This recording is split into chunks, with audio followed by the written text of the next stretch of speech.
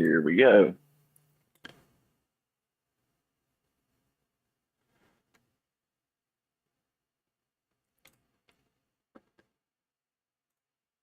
All right. It looks like we have an excellent connection. We're live.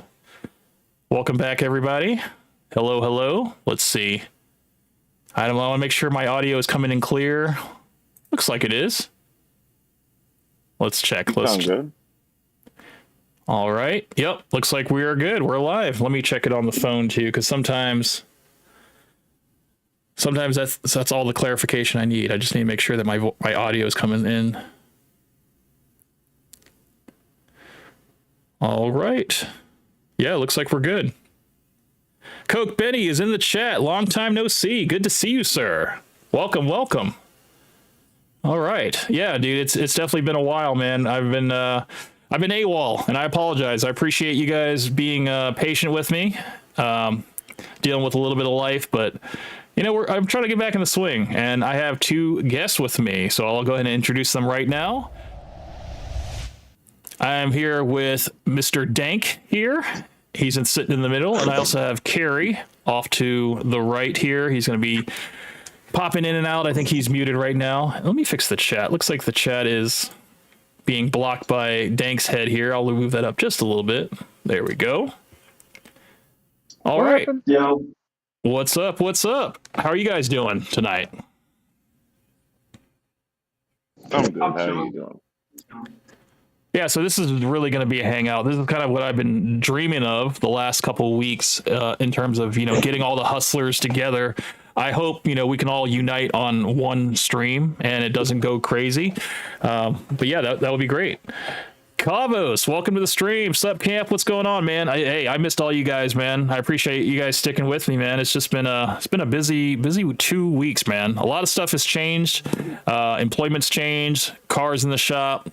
Wife and kids are still happy, still around, still sticking around. But yeah, man, just a little bit of an adjustment period. But things are moving in the right direction, and now I'm ready to get back into the swing of this Saturday hangout streams. You know, we can talk about whatever you guys want, man. I know a lot of people have been, talking to me about the debate I had with Mr. Sonic Mindscape. We were talking about what it means to be a man and his views, and that video got a lot of reactions. A lot of people in real life that I showed it to, that they were just like, yeah, like some people were like, yeah, I mean, I guess if he wants to have women propose to him, you know, that's fine, you know, but it just seems like he's really targeting aggressive women, like masculine women, you know, because I would think only a masculine woman would want to, you know, ask you to marry them or ask you to be their boyfriend and stuff. But I guess that's what did he say? Is that the time we're living in, or is that what was his word exactly? Because I know Coke Benny called him out and said, well, what's the difference between era? Yeah, he said one word, and Coke Benny, he called him out. He's just like, what's the difference between the year 2025? Because he said, Coke Benny said, I can't believe he's using it's 2025 excuse or whatever argument, and I thought that was great. And he's like, he's like, I didn't mean it was just the year. And I was like, yeah, but you said it was like the current time. So I mean, you weren't talking about 20 years in the future, and you definitely weren't talking about 20 years ago. You're talking about right now. So, I mean, right now is 2025. So you can kind of like interchange those words and it would still not lose its meaning. And, I think he was just in defiant mode. He just wanted to argue, maybe. But he is definitely welcome to join the stream at any time and voice his opinion. You know, if he has any more rebuttals, he's always welcome. Cook Bay says Sonic made lots of women drier in the Sahara Desert. you had a really funny comment, Coke Benny. I think you called it the Kitty Dryer 3000 or something like that. And I was like, I read that and I was like, holy shit, that's fucking funny. Because it just seems like I guess going up to women and talking to women, it's not like a strong suit of his. So he would rather live in a world where women approach him and do all that hard work. But I'm just like, dude, that's not how women work, bro. Like women, they basically they make themselves attractive so that we go up to them. So, because that's the kind of guy they want. They want a guy that's assertive and that's going to go up there and take what they want, you know? Not some guy that's like scared, you know, looking for choosing signals and stuff. I mean, come on now. You can be the kind of guy that, you know, lets things happen, or you can make things happen, you know? But I don't know. You guys might disagree. We all have, you know, different paths in lives, and the way that we approach women, you know, is probably very different, because we're all very different in our approaches, probably. But I don't know. I think for the most part, the hustlers are kind of on my side, at least in terms of the arguments. But let's see. Cook Vinny says, yeah, that was the hardest I'd ever cringed in a while. Yeah. I'll have to agree with you, man. It was probably like the first hour and a half, you know, because that's literally all he did was an hour and a half. It just seemed like he had just written down a bunch of counterproductive arguments and was just thinking like, I just need to say the craziest shit to get the biggest reaction out of people. And that was really all he was doing. I don't know if he genuinely believes that. I don't think he does. But did he ever make that video response talking about like he was going to break down why he feels the way that he feels? Did he ever make that video? He didn't. And you know what? I'm subscribed to him. I have the bell notified and all that stuff. And he just has moved on to talk about other topics. And I was like, this guy doesn't even keep his word. But, you know, no offense to Sonic. Sonic, you're welcome to come on the stream anytime and defend your honor. But, you know, I'm a kind of guy that if I'm like, hey, I'm going to talk about tipping culture and it's probably going to go on to a part 2, I actually fucking do it. All right. If I tell you guys, hey, you know, like something's going wrong, I won't be able to stream tonight, you know, like I'm going to stay true to that, you know, and if I have to take time off, I'm going to take time off. But if I'm going to say I'm going to do something, I'm going to do something. If I'm going to be here, I'm going to be here, you know? And so at least that's the mark of a man that I know how to be, you know, just keeping true to your word. Because, I mean, other than that, what else do you got, man? Yeah. What else do you got? You got your balls. Absolutely. You got your balls, right? But some of these men out here don't have their balls, you know? They want to be led by women, and they want to be proposed by women and swept off their feet, and, you know... I don't know. For me, I don't want to have that story. Okay. I don't want to have like, how'd you two meet? I don't want to have that story. You know, she took me on a Ferris wheel. She played our favorite music, and then she had a ring, and she popped the question, and I said yes because it was so perfect. Like, it just doesn't sound right. It sounds kind of like the role reversal, you know.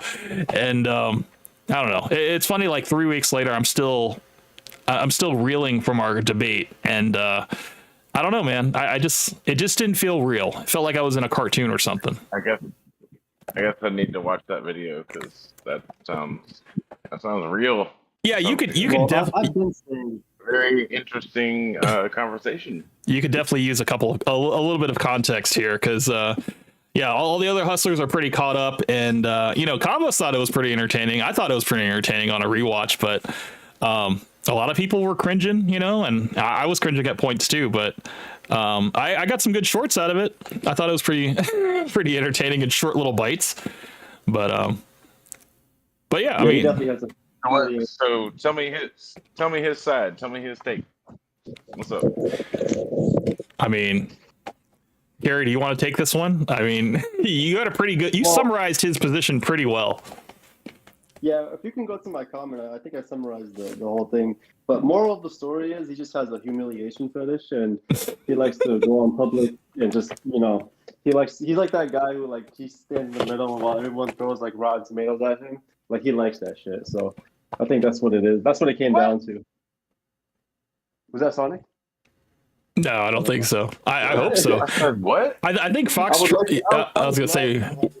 We're in a 3-person only channel, so there's no way he can join in unless he comments and wants to join. Then I'll have to switch to a 4-person channel. So, but no, man. I mean, that pretty much sums it up. I mean, it just seemed like he had just a very strong, like, equal playing field. Like, you know, like there's none of this like men over women, women over children thing. It's like everybody's equal, you know. If it came to a point where like a woman proposed to him and said, "Hey, I want you, I like you, and I needs to have you," whatever you want to say, however it goes, and she like gives him the ring, he's gonna be like, "Yeah, like, yeah, that I'm cool with that." But I told him, I was like, "Look, man," I was like, you gotta be the person to do that, It's like, for me, it doesn't matter if the woman is like a 9 or a 10. Like, it's just, you're taking my role away from me, Like, I would say no. And then if things were still going well, I would do it. And that would feel right in my head, at least. Because I'm like, otherwise, you just might as well put on the dress, bro. Because you're riding shotgun in the passenger side of your life, bro. And she's in the driver's seat with the pants on. So, put on the goddamn dress. And make sure the house is clean, because she has to work those 2 jobs and conquer the world and stuff, and house needs to be clean when she gets home. So but I'll be honest, I just got out of a relationship that was kind of like what you're saying. She bought the house and I just got kicked out, basically. So yeah, dude, make sure you got your own shit.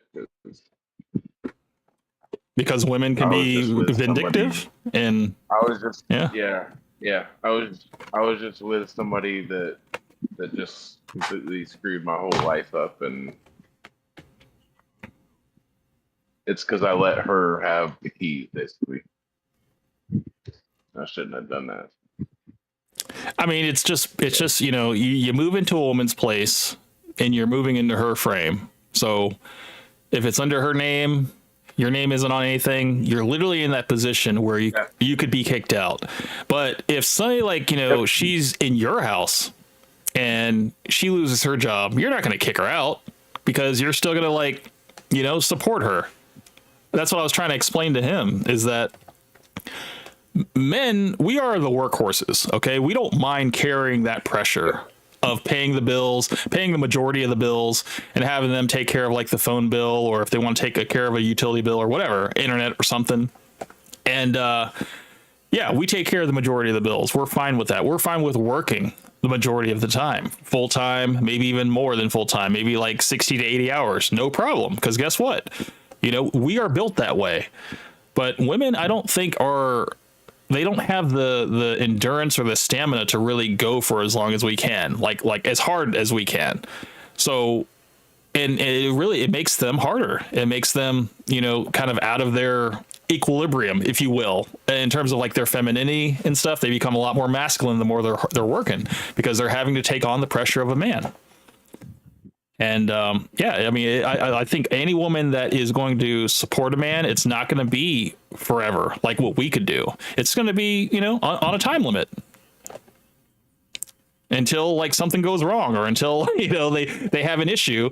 And, women are ruled by their emotions, where we are more like logical people, creatures, whatever you want to say. Yeah. And, we're not really willing to throw in the towel at the first sight of any type of controversy. We're gonna try to sit down, figure our ways out of it, and most of the time the problem is typically bigger in our heads, and the longer time passes, the problem gets smaller and smaller, because you realize I just made it bigger in my head for no reason at all. Like, I can overcome this. Yeah. So it always seems bad at first, big and bad at first. But then, time goes by, you realize that, hey, you just got to focus on one day at a time. And every problem that you have, any issue that every problem, anything that you're dealing with, whatever, over time, it's going to get smaller and smaller, because you're just going to keep building yourself up. It's not the end of the world, man. Anything that gets handed to you, you can handle. It's never like so overwhelming that it's insurmountable. That's one thing that I'm realizing. So, it's just this whole like giving up and, going on welfare, and I don't know, like going homeless, and even worse, people jumping off bridges and stuff like that. And it's like, come on, man. It's like, life is short enough, And as long as you're not like killing people and, you know, causing crimes and stuff like that to put yourself in jail, you know, it's like there's always a way out. So, Coke Benny says it's 2025 camp. Yeah, it's the era we're living in. It's the time we're living in. Yeah, and you know, we can't go back.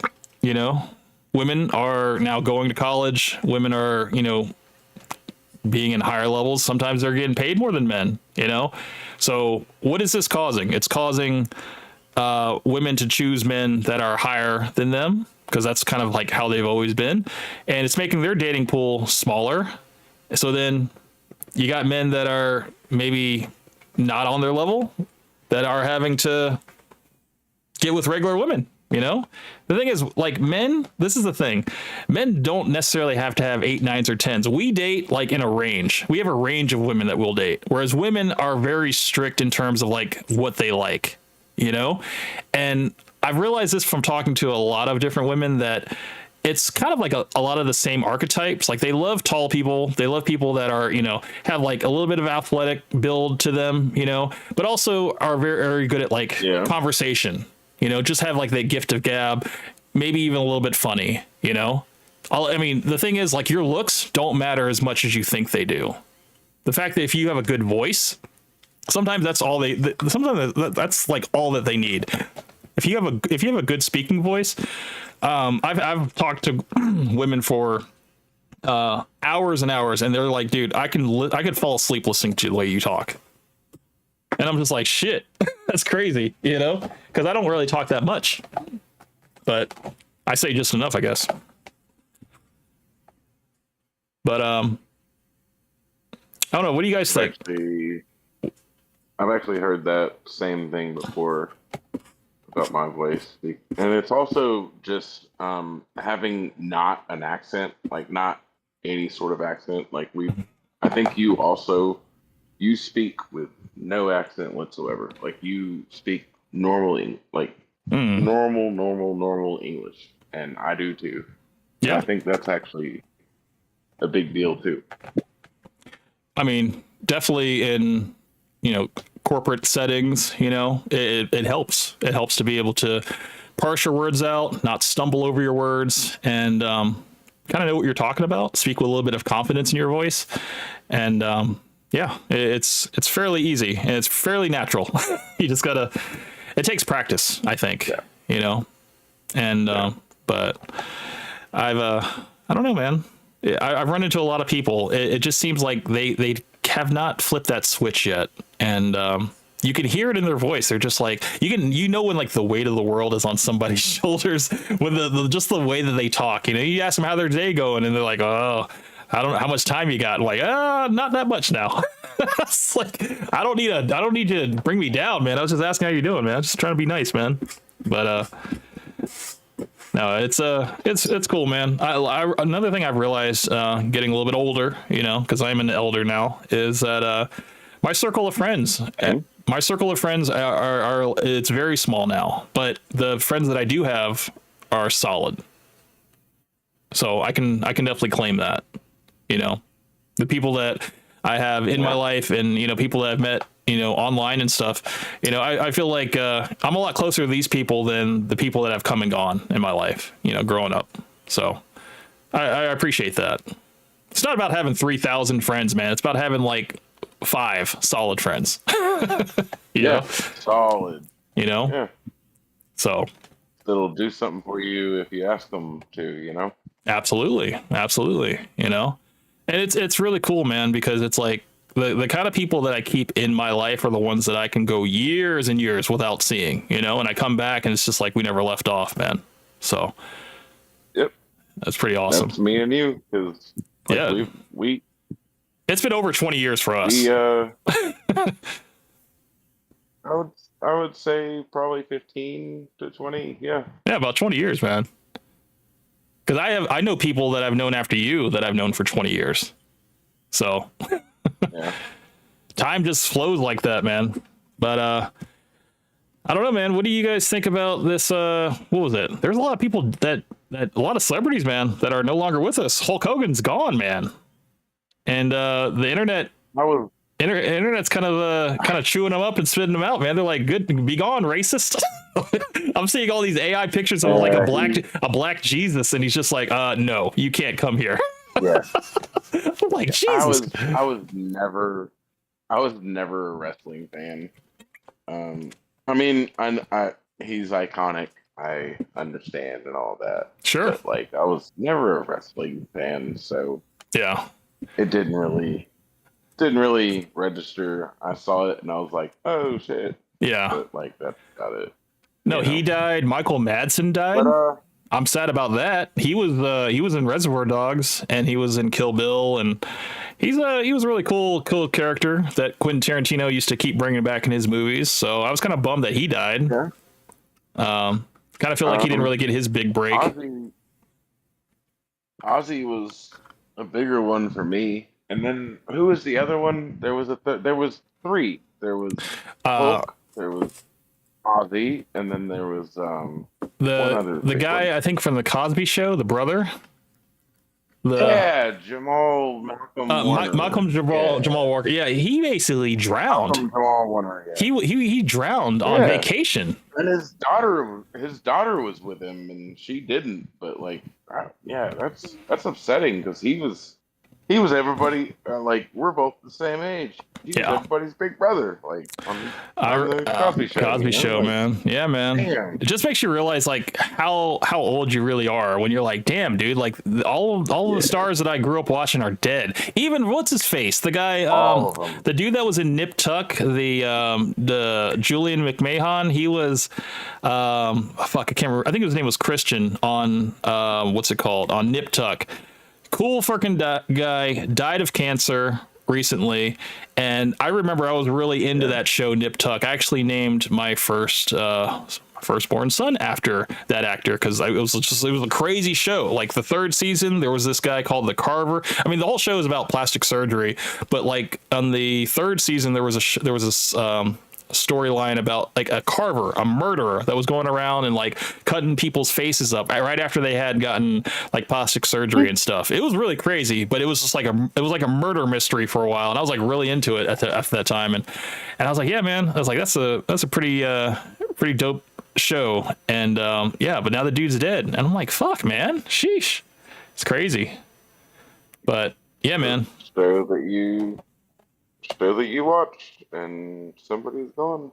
Like, that's crazy. Have you heard about that guy in New York that was going around with the gun, and he unalived himself and he left a note saying, "Oh, can you, like, study my brain." Have you heard about that? No, I have not heard about that. What?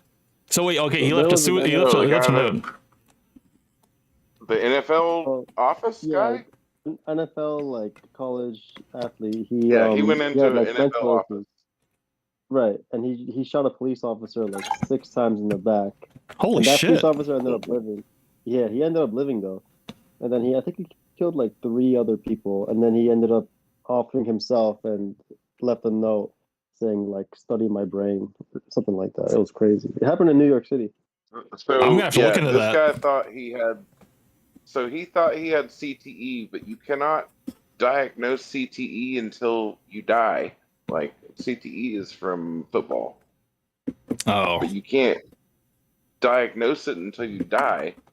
But he was trying to say, well, I have CTE, but like, exactly that. Like, yeah. Well, I mean, I thought it was gonna be worse. I thought it was gonna be like, look, I'm some kind of genius. All right, you guys need to study my brain, figure out a way to clone it, and make more people like me. You know, I thought it was gonna go that angle, but no. But it's not Pinky in the Brain and shit. It's like, okay. All right.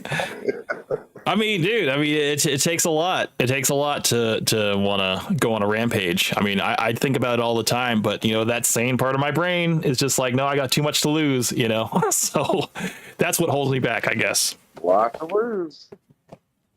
Yeah, man. And it's like, we all have the thoughts. Of course. I mean, until the world becomes like Minority Report, where they like, you know, get you on that pre-crime, you know, it's like, we knew you were thinking about it. If it ever gets to that point, you know, then yeah. But that movie scared me. scared the oh that movie and what's the other one where this is a movie from the 90s. The one and it's probably yeah, I think it's Wesley Snipes. It's the one where he like cusses and it like gives him a ticket. He like cusses in town and it gives him a ticket and it's like you use bad language, so we're giving you $100 ticket. I don't know if you know what I'm talking about. Was it like a futuristic movie? Yeah. I don't know, man. I'm trying to think of the Wesley Snipes movies. I've only seen like Blade, and I don't know. I don't think I've seen anything else with Wesley Snipes in it. Besides that, I mean, I know he was in. I think it was not. I was thinking Universal Soldier, but that was Jean-Claude Van Damme. It was the one where like nobody has sex anymore. They like had like simulated sex. It was a crazy movie. Sounds weird. Sounds crazy. Yeah, that sounds weird, man. It sounds like one of those dystopian future kind of movies. It was. Yeah. Like RoboCop or something like that. Yeah. Damn. I mean, shit. You can't cuss online in terms of like when you're gaming and stuff because you'll get banned. It's not like how it used to be, man. Yeah.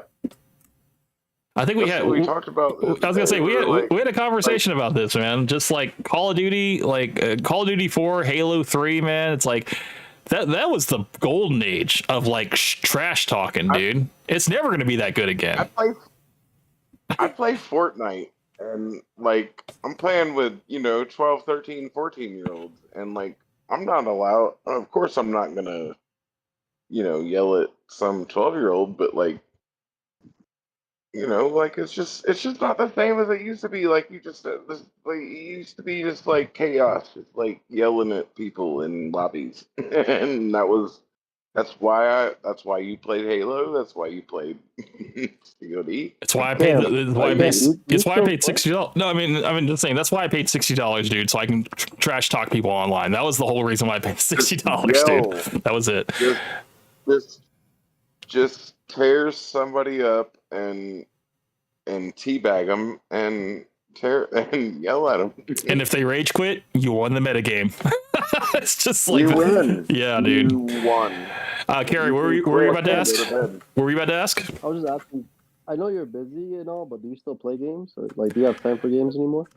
Dude, it's so rare, bro. Like the only thing I've been having, I've been kind of helping my daughter because I got my daughter Minecraft for the Nintendo Switch, and she only likes to play with me.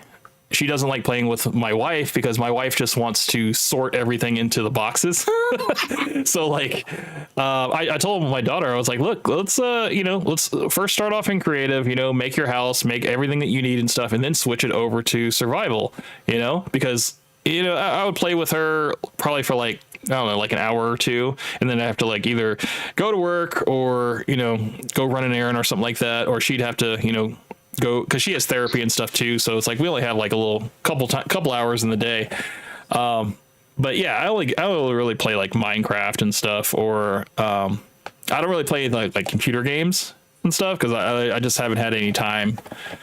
So, but when you did have time, do you like do it like competitive play or just? Oh no, dude, I was never that good, bro. Like I played like Call of Duty back in the day. I wasn't like competitive with it, but I was pretty decent until I wasn't. So like I basically I think I missed what was it? Infinite Warfare. I skipped that one. Then I skipped the Call of Duty after that. Oh. And then once I got back into once I got back to where they were like boots back on the ground, I was like, okay, I'm going to join this one because I'm not all about the double jumping and wall running and hiding on rooftops and shit. So I started playing that. Yeah, that was some bullshit. And that's when I realized that, okay, I'm playing with a bunch of like Twitch streamers that have like these like auto aim and 360 no scope skills that like I don't have. And they just drop like when you run into a room. So I was like, yeah, I'm just not that good anymore, dude. I just don't have like the quick twitch, muscle fire like these kids have. And I just kind of let it go, man. Me and Camp used to be good. We're not good anymore. We're 40. I just don't have the reflections that I used to, man. I mean, I'll play a little bit of Smash Brothers, but I'm not like I'm trash, dude. Like you would stomp me easily, and it wouldn't be fun for you, and it definitely wouldn't be fun for me. No, I I'm actually don't play diamond Ultimate. I'm diamond on Rocket League. See, I've never even played Rocket League, and I probably would be trash at Fortnite too because I just don't play those games. I'm pretty good at Fortnite. Fucking Yeah. really good at Fortnite, and I'm diamond on Rocket. I don't know, man. I can't play a shooter where I can't talk trash to the other team, man. It's just like it's just like what's the point? Yeah. Man? It's not fun, you know. You cannot like communicate with anybody in any of these games anymore. Like after you kill them and wipe the floor with them, you can't be like, "Oh, bitch, I got you." See, Like, I'm used to having a squad, dude. I'm used to having a That's the best squad. part. I'm used to having death Yeah. chat. So like, as soon as you kill somebody, they hear like 2 seconds of you, you know. And then Yeah. like I'm used to that. I'm used to kill cams and all that stuff. But it's just like, they're like, no, you Yeah, don't the need kill to stay cam. on the same team that you bonded with on that last game. Let's randomize everything. Stick you back in a lobby with another group of people, so you can do it all over again. It's just like I don't like that anymore, man. It's like I guess people just like, look, there are mean people online. How do we combat this? Well, just randomize the lobbies. Yeah. Randomize the lobbies. It's fixed. Don't allow anybody to talk to anybody, and don't allow anybody to play twice against each other. You know, and make people be able to report people. You know, and we'll take care of those people. You know, because those people are mean, and they don't deserve to have fun on our game. It's just I don't know. It's like you're cannibalizing your audience, people that are hardcore that just want to sit down after a hard day's work and shoot some people in the face. It's like we can't do that anymore. Some people in the face. I mean, we used to call it Call of Duty back in the day. Like we would be like we would have a stressful day at work and we just look at each other. We're just like, call it fucking duty, bro. It's like that episode of The Office, just like Call of Duty, man. That's what it's all about. That was our release. No, me and Nate would be like, man, I need to go home and shoot some people in the face, like right now. Yeah. Or I'm gonna shoot somebody in the face right now. I mean, it's better than turning to like hard drugs or alcohol, I mean, There's always that. Kavos asked, what do you think about Joey Swole getting canceled? Now, I saw a video by Sonic. I think he did a video on this. I'm not really too familiar with Joey Swole. Do you guys know anything about him? Is he like a fitness instructor or what is he? An influencer? Yeah, he was an influencer who he criticized people for criticizing others at the gym. Like for example, if a girl is recording herself at the gym, and a guy goes to walk by her camera by accident, the girl would go off on him. He would make a video criticizing the girl for going off at that guy. He was that type of influencer, just like a gym influencer Right. about. Are we doing this now? Jesus Christ! I mean, he sounds like Captain Savaho. That's what it sounds like. Fucking White but- Knight. Yeah, that's a good word. Yeah, he was he had pretty much just like gym etiquette stuff. I thought it was he was doing good. I think it was pretty stupid that he was getting canceled for the whole dressing up as Hulk Hogan thing, and everyone called him a racist for it. I just thought that was pretty stupid. Is that what got him canceled, or was it the videos before of him defending the girls and stuff? I'm pretty sure it was because he dressed up as Hulk Hogan, and everyone said, "Oh, you support him. That means you support a racist." I just thought it was bro, what if he's That's- everyone grew up with him, so it's what's the big deal? Right. I mean, technically, that Southern lady that cooks a really good Southern food. What's her name? You know what I'm talking about. The lady with the white hair. Paula Deen, dude. She had that slave themed wedding. Okay. People were called her a racist. And she's like, the thing is, I could see her saying the N-word casually amongst her family members, yeah, of course. We had a bunch of them, I could hear her saying that. But people getting freaked out about it and be like, oh, we should cancel her and stuff. Dude, she makes great food though. It's like we need my whole family. It's like, who cares, man? My whole family is from Kentucky. They Sabian. It's bad. They're pretty And she, pretty my whole racist. family is Paula. My whole family is Paula Deen, basically. Oh, okay. So wait, they just don't. They're not around like any black people. It's all white all the time. There's 7 black people in Kentucky. Okay. Top. Damn, they probably all know each other. Sheesh, Probably. that's crazy. Have you watched anyone watched that podcast the Milk Boys did with Netanyahu? I missed that, dude. What happened there? It was so, oh my god, they got a lot of heat for it because we all know how, like, the controversy that's going on with him. I don't want to go into it, but I remember he said something, and then their only like question to him was, oh, like, because they asked him, what's your favorite fast food restaurant? Like, they have Netanyahu on, and they say, what's your favorite restaurant? They're debating about Burger King and McDonald's. It was just so crazy. Like, they have that guy out of all people on. He's like freaking the current Hitler right now. And that's what Jeez, they asked him. Yeah. that's some bold words, man. That's a tough title to carry on, man. I didn't mean like, Netanyahu? yeah, are you familiar with the I don't know if I should get into it. I don't want to get you like your account. No, I mean if we can just, I guess, be general about it, it's fine. I mean, the thing is, like, I'm not really plugged into that stuff because, I'm a stupid American that just deals with my own American life, and, the other worlds that are going, other things that are going on in the world and stuff, like, yeah, it's bad. Children are probably starving and there's wars every day and bombings and stuff like that. I mean, it does suck. If I could push a button to stop it all, I would. But, there's a shadow government that's controlling all this stuff and all of their interests, and in terms of like it's not about life anymore, man. It's about profits. It's about making money. It's about resource acquisition, and war is something that is just going to be a constant in all of our lives. So that's how they've done. So it's like there's no stopping it. There's no protesting it. It's just like they'll laugh at us for like being anti-war or something. But there are some people who are just like, no. It's like if you want to be like us or you hate us because you ain't us, whatever.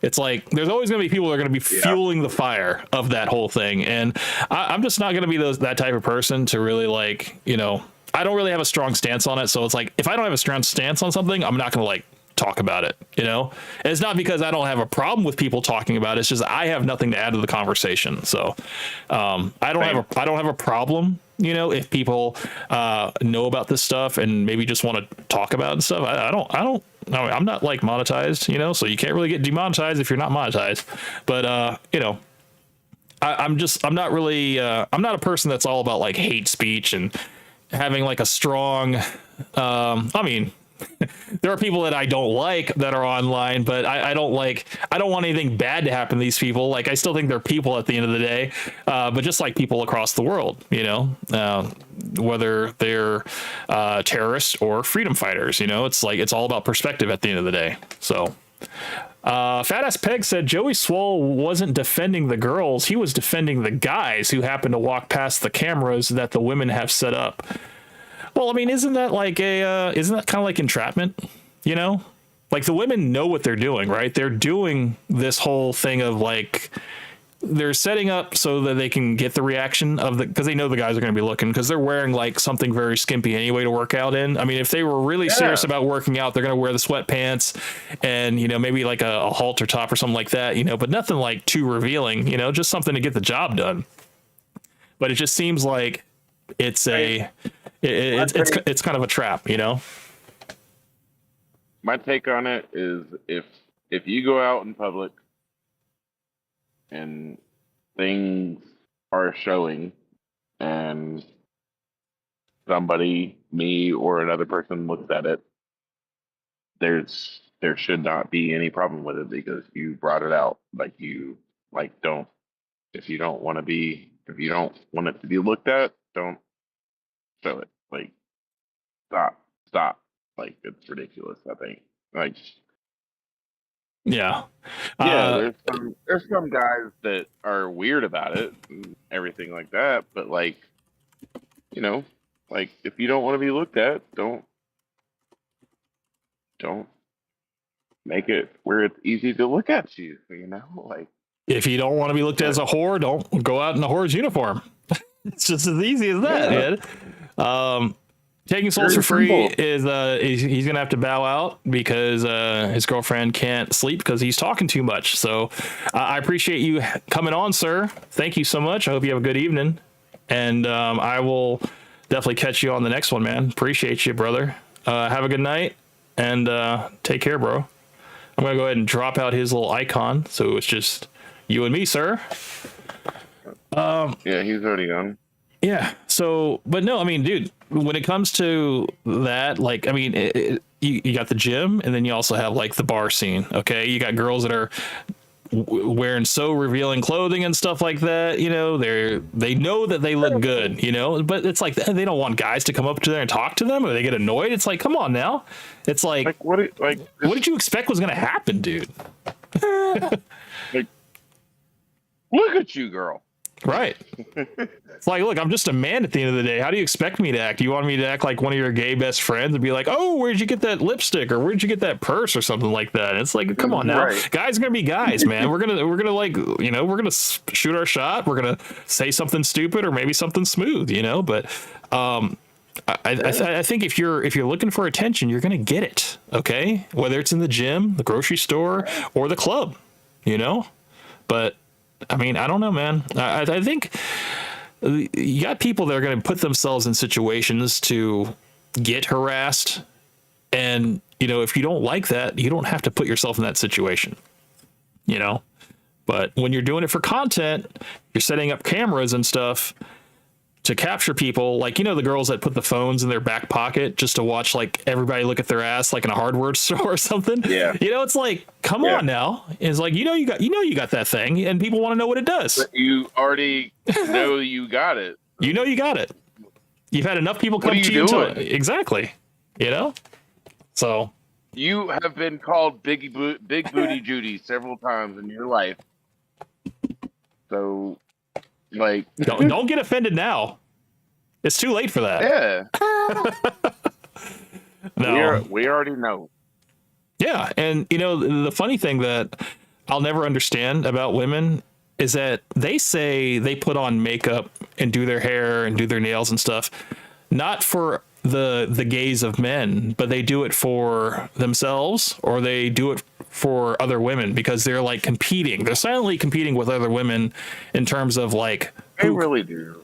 So. Well, no, honestly, I think women do it so that they can get attention from men too.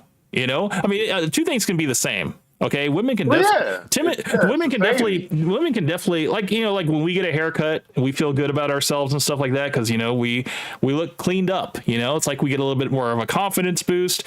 You know, we don't look, you know, like we're unkempt and stuff, and you know, people will give us comments because we're more confident in ourselves. So when women put on makeup and they say that makes them feel confident, I can get that stance, but I also think that you're doing it also to attract men as well if you're single. But I don't know. I think women also that are in relationships, they still so I think women just like to have a lot of suitors as well, a lot of options. It makes them feel good. They don't necessarily have to take them, but yeah.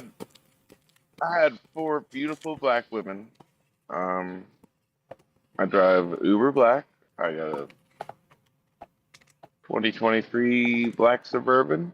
I drove 4 beautiful black women in my truck, and one of them said they read a post on Facebook or something and said they were like, yeah, every woman's got a backup man, and all 4 of them laughed like, yep, like, yo, they all got a backup as soon as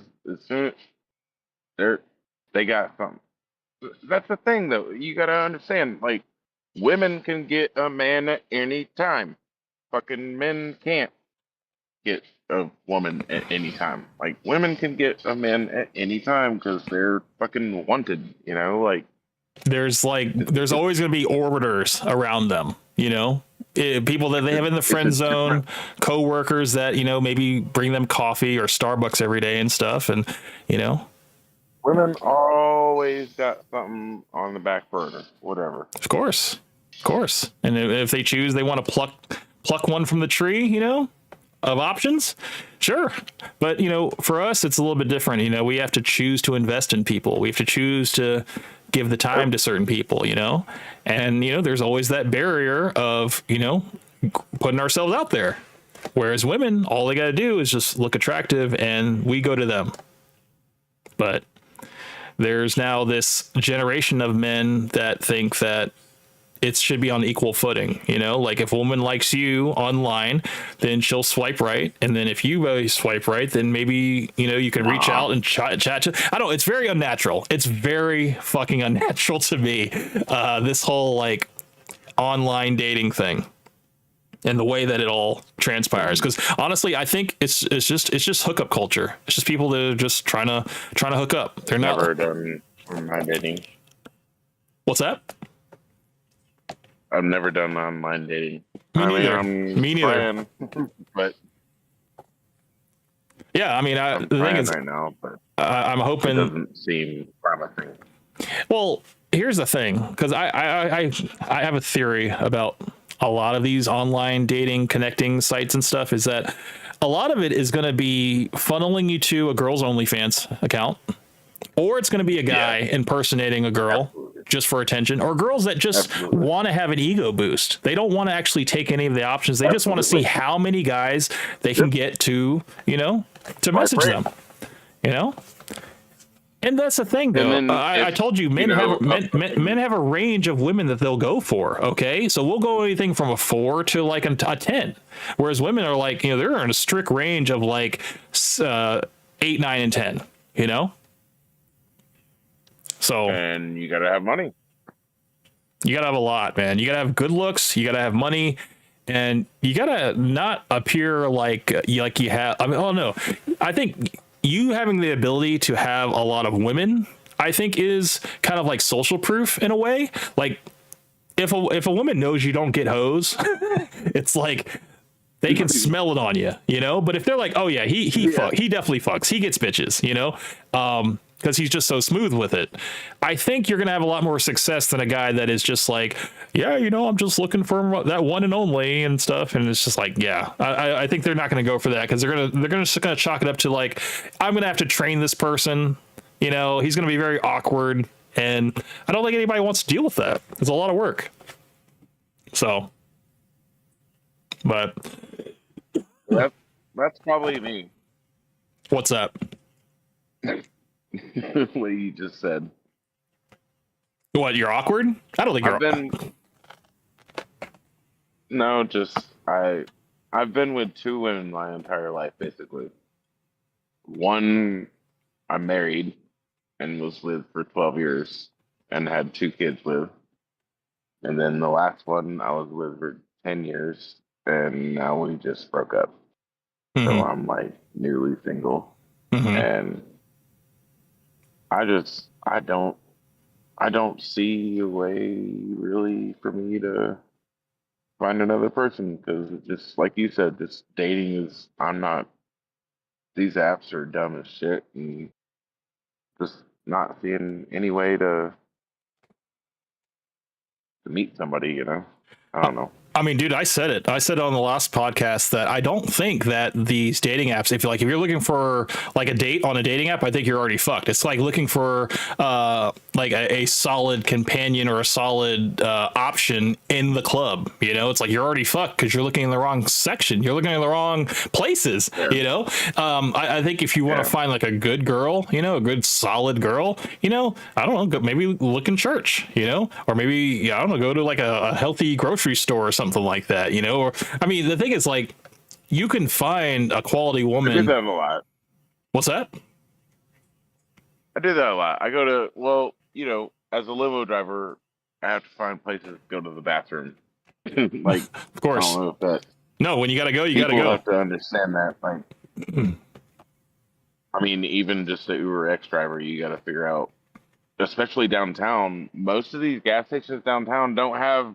You can't use the bathroom unless you buy something, and I can't fucking buy something 5 times a day because I got to pee. Like, Buy like a stick of gum, you got to man. find.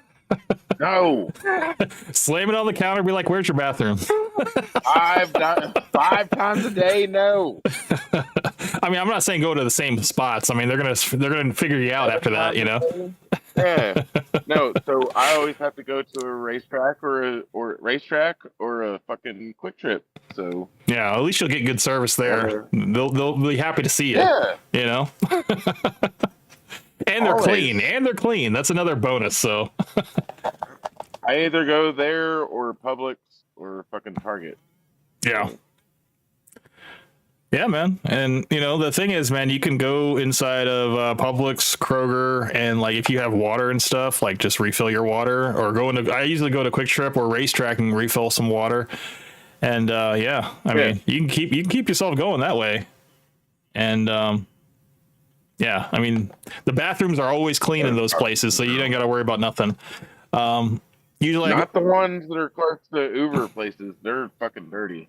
I can only imagine. You know, Cool. I like to stick to certain areas of the city. At least when I was doing it, never south of the airport. Never around the airport. Absolutely. Absolutely. Yeah, but you know. Well, let's talk about that. Let me. You got any like crazy ride share stories that you can share with my audience? Because I know I did an Uber story. I think a while back on the stream, and yeah, I love to hear somebody else's perspective. At least you know, like what's the craziest thing that you've ever had to deal with? If you had to deal with anything crazy. Well, my very few 1 stars. My one that probably I don't know. So I picked this girl up, and this is back when I was on Uber X, like actually in a car. I drove a Chevy Malibu. I fucking rented it from Avis, and picked this girl up, and it's my last ride of the night. And I lived in Dallas, Georgia, which is way the fuck out, West Georgia. You know where Dallas is? Yeah, it is pretty way Like out. past Hiram, past Marietta, past Austell, Mableton, all that shit. Anyway, Uber has this thing to where you can you want to go home, so you set your destination. So you're like, I'm only taking rides that go west, right? So I fucking take this ride, and it's this, I guess, it's this woman. She's a semi driver, and I'm taking her to her semi. Well, it's like 40 minutes, whatever, and we get like 20 minutes into the ride, and she starts talking on the phone and going through her bag, and she's like, "Oh my God, I forgot my semi keys.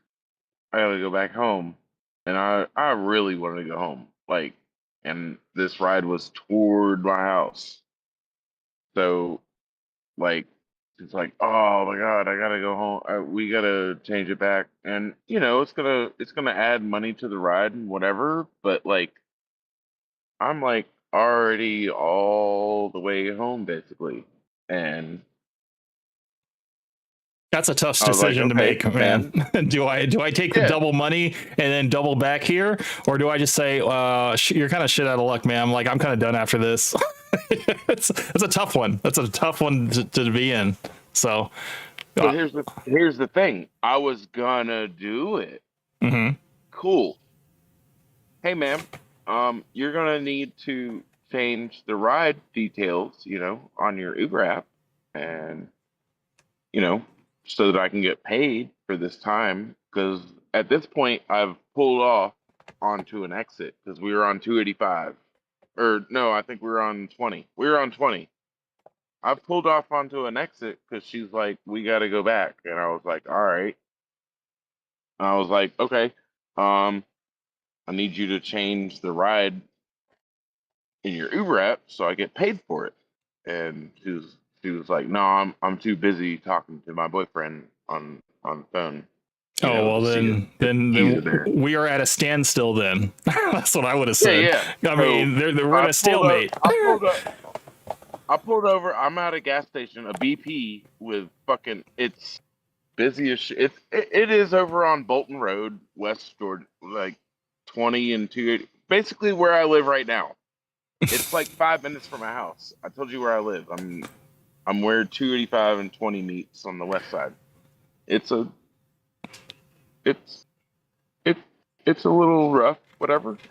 But I pull over and I'm sitting in the parking lot and I'm like, you gotta change the thing. You know, I'm not getting paid for this time that I'm sitting here. You need to change the thing. And she was like, well, I'm busy right now. I'm talking to my boyfriend. And I was like, okay, well, you know, you I am not getting paid right now. Change the ride, please, or you know, we're gonna be done. Was this lady white or black? And white, actually. Okay, I mean that's why I asked, because I mean it could have gone either way, and it's not the entitlement. It could have gone either way. I mean the fact that it was a woman, And there's an entitlement issue already. So yeah, funny you asked that because 95% of my problems are with black drivers or riders. But anyway, she just keeps on her phone and won't change the ride, and it just still says that I'm taking her over to her place, and I was like, ma'am, you need to change this ride now or we're done. And yeah, I would have like, continued. hold on, I would have continued. I'm on the phone. Oh hell no! I would have I'm on the continued going to phone. her destination. Absolutely. So I canceled the ride, and she got all pissed. She was like, you can't let me off here. This is bullshit, blah, blah, blah. Mm-hmm. So she told me, she was like, can you at least take me over to this other gas station? Because she thought this gas station was like sketchy. So I went and took her to another gas station and dropped her off. And that's one of my ones. I have 4 1-stars ever, and that's one of them. So one of my questions. The other one was hold on, my question to you about that situation was, how far were you from her destination, like the initial destination? Probably I probably did about 3/4 or no, probably about 2/3 of the ride. So she probably had like what, And like 20 minutes left or something, maybe?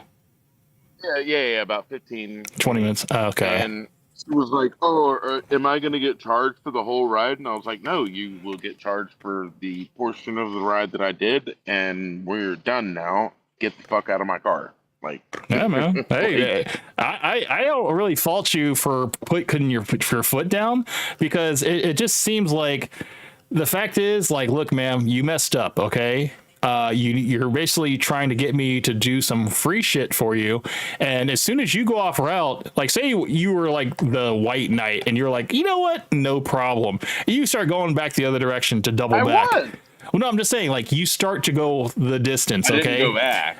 No. Uber's gonna be like, what the hell are you doing? What the hell are you doing? You know, like, that's the thing. It's gonna cause problems, and then like what is wrong with this trip right now? exactly. What are you doing? Are you being held at gunpoint right now?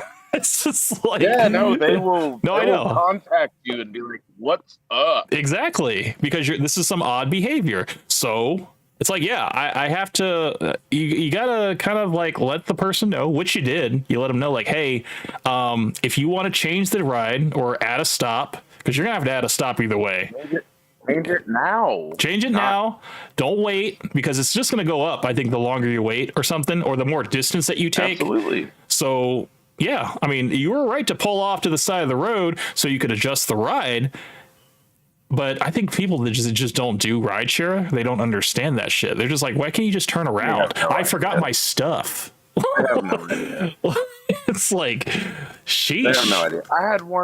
I had a guy today that thought that I was gonna wait with him in my car. I ended like the ride was over. I brought him to his spot, and he was like, "Yeah, just wait for a minute because my boy's gonna be here in a minute, and he's gonna pick me up in his car." Hmm. And I was like, what? We don't get paid for like you don't what?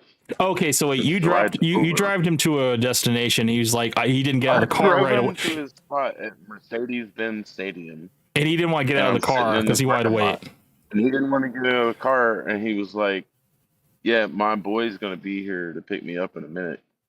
You're like, well, I And got another just ride. wait. I got another And I ride. was like, yeah, I didn't, but I said that. I would have I said that didn't. shit. I was like, Absolutely. I'm got another rider, man. I gotta go. Yep. And then he like called his boy, and I was like, I don't care what he says. I have to go to my next person. Right. So Yeah. the ride's over. You got to get out. Bye. Yeah. And Yeah. he finally got out. Did he leave you 1 star for that? No, Okay, that's good. Because I mean, dude, come on now. I've Let's only had be 4 realistic. ever. Yeah. Yeah, man. And 3 of them were from my Uber X days. I don't do Uber X. It's fucking. I have a big ass SUV. I can't waste money on that. So Yeah, it's bottom of the 3 of barrel. them were from Uber X. Yeah, Yeah. fucking $12 an hour shit. Yeah. A lot of riffraff in Uber X. And yeah, I mean, you're going to deal with a lot of drunks, people that will throw up in your car. Because that guy threw up in my car, I know the different levels of, what they will pay you.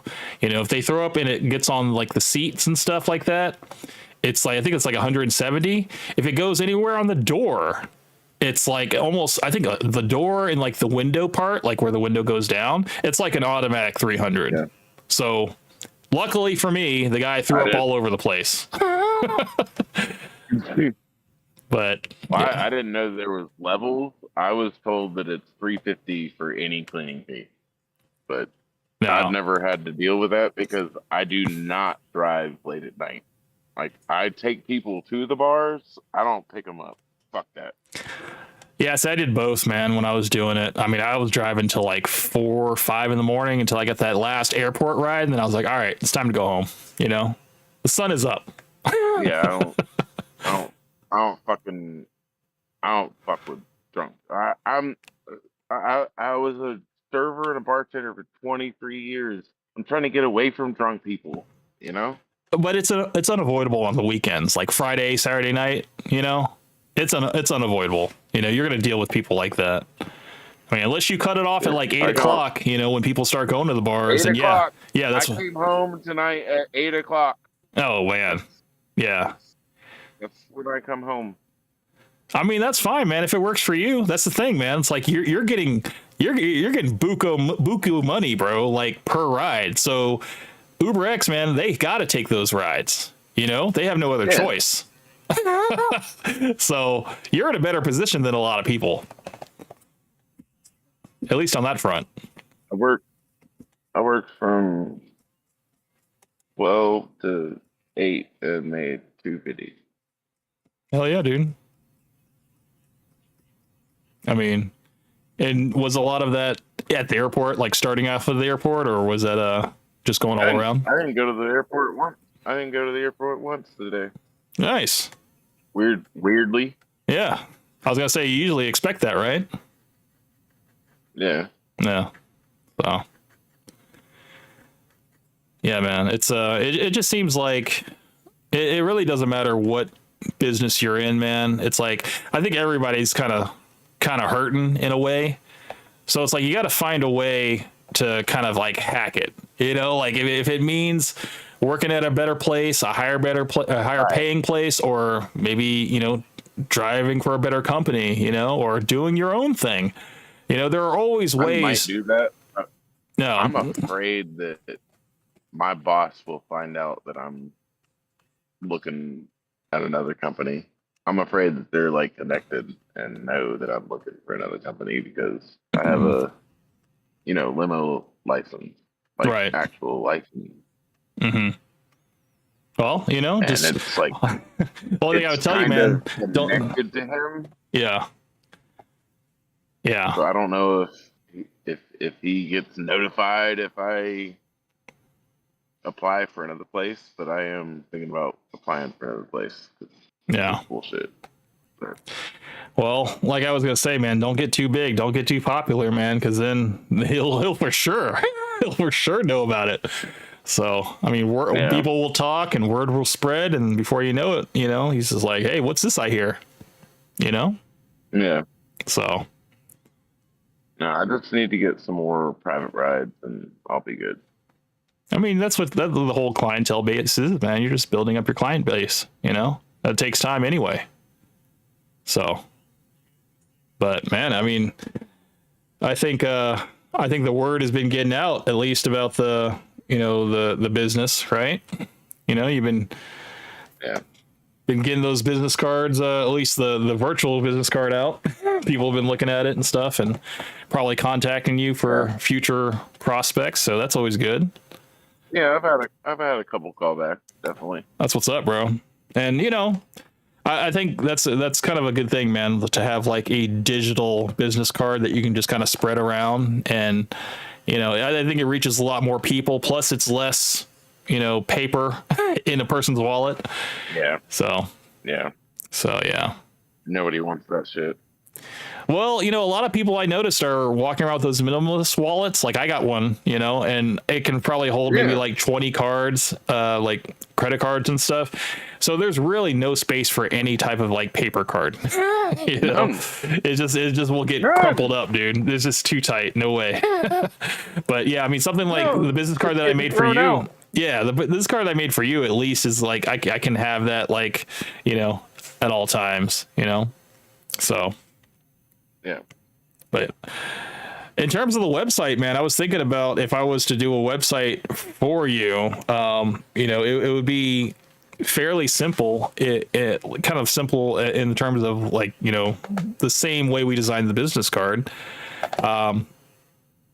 It's something that I think if you really wanted to push forward with it, I could teach myself in terms of like how to, format it and stuff. And you just gotta let me know what you want. Again, what information do you want? What type of graphics do you want to see and stuff? And I think it's possible to get that stuff started up. So it shouldn't be too hard if that's still something that you want to pursue. So We'll see.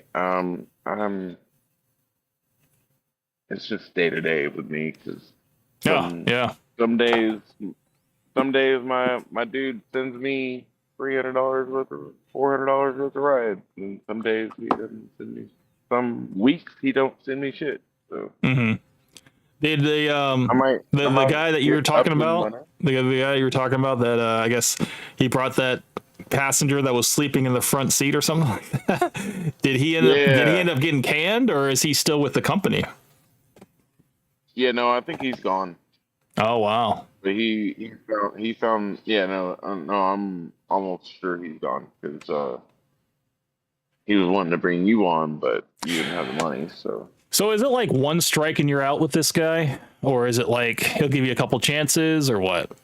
he is a little bit no, I mean, I've been a day late with him a few times, and he's cool, and Yeah. whatever. Like, if you're cool with him, he's cool with you. As long as you're. Anytime anything's been repoed, it's usually like you didn't pay for like a week or two or something. Like, but I've never been more than a day late. So That's not bad. yeah. Yeah. Okay. Just because Monday and Tuesday fucking there's nothing for Uber Black. Like nothing. Like literally. It's frustrating because I'll go out and sit for 8 hours and make $50. Like it's frustrating as fuck because like I'm putting in the effort, but like the rides aren't there. Yeah. Yeah. That's why I need private rides on those days to make up for it. So Yeah. Well, I mean, that's the thing. Like, I think, the more client base you establish, you know, the more those days will get filled up, because I'm sure you're going to have a lot of repeat customers, you know, and if you can get them all on the schedule, you know, where you're pretty much working every day, you know, it's steady income, steady money, you know, but you know, I really want to find some person that like travels often, mhm. where I'm like picking them up and dropping them off 3 or 4 times a week to have like, you know, for sure money, like just for sure, always going to be there, Mhm. shit like that, you know. Well, I guess what's kind of crazy about your business is that, you know, like the jobs that your boss gives you, it's like you can't steal those people away, unfortunately, you I know? can't. I'm not allowed. And Yeah. they've actually, there's been a couple that asked, and I had to be like, yo, you gotta go through Trevor, bro. Like, I can't. Yeah, right. I can't. I'm not trying to have any trouble, you know? I'm driving. Listen, I'm driving his truck, and he has an Apple AirTag in it. If I Yeah. show up at your address, he will know. Yep. Be like, what the hell are Like you doing? He's gonna call both of what? us. He's gonna call What? you and them. Like, what the hell's going Yeah, on? like there's no way that I can possibly give you a ride outside of Trevor's shit because Yeah. like this motherfucker will know. He knows where I'm at all times. He has an Apple AirTag in my truck. Yeah, but see, that's another thing that I guess I'm kind of thinking about now. So like, if he is tracking you, then how can you do this thing on the side outside of him if he is tracking you? We have a contract. I pay him a certain amount of money per week for the truck, and he sends me whatever ride. So Okay. whatever I do outside of his ride is whatever I. Okay. If I'm not on his ride, I can do whatever the fuck I want. Okay. But his rides take priority over your outside rides, correct? Yeah. But I will if I get a, you know, private ride. Somebody's like, "Hey, pick me up on Tuesday." I'll be like, "Hey, I'm unavailable on Tuesday morning." Hmm. So, Okay. and he has 4 other drivers or 3 other something like that, and then he also drives himself now. He Oh, used to okay. not drive. Yeah, I remember you were telling me he was kind of sitting back and letting everybody else do the work for him. Yeah, well, he just took back this truck, and he said that he's using the truck for himself, and now he's taking all the rides, and I'm not getting any fucking rides, and I'm about to fucking leave and go somewhere else. Yeah. Like, I'm pissed. Yeah, man. It sucks when you're like making good money and then like the boss decides to make a change, and then it's kind of like when Yeah. I was working for a carpet cleaning company for a while, and I was making good money. I was making great money, actually, like close to like 800, like 700, $800 a day, because I had probably about 4 or 5 jobs that I was doing. And then a new guy came in, bought the company, and wanted us to not just only do carpet cleaning, but he wanted us to do like air duct cleaning, baseboard wiping, pesticides, stuff like that, like outside of all of our skill sets.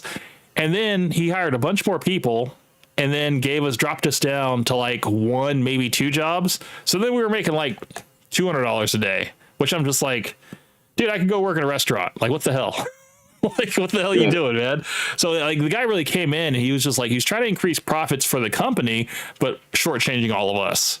So, I mean, I kind of understand, you know, like how a boss can make a couple of decisions and stuff, or maybe a new guy comes in and buys the company and makes a complete change of the company.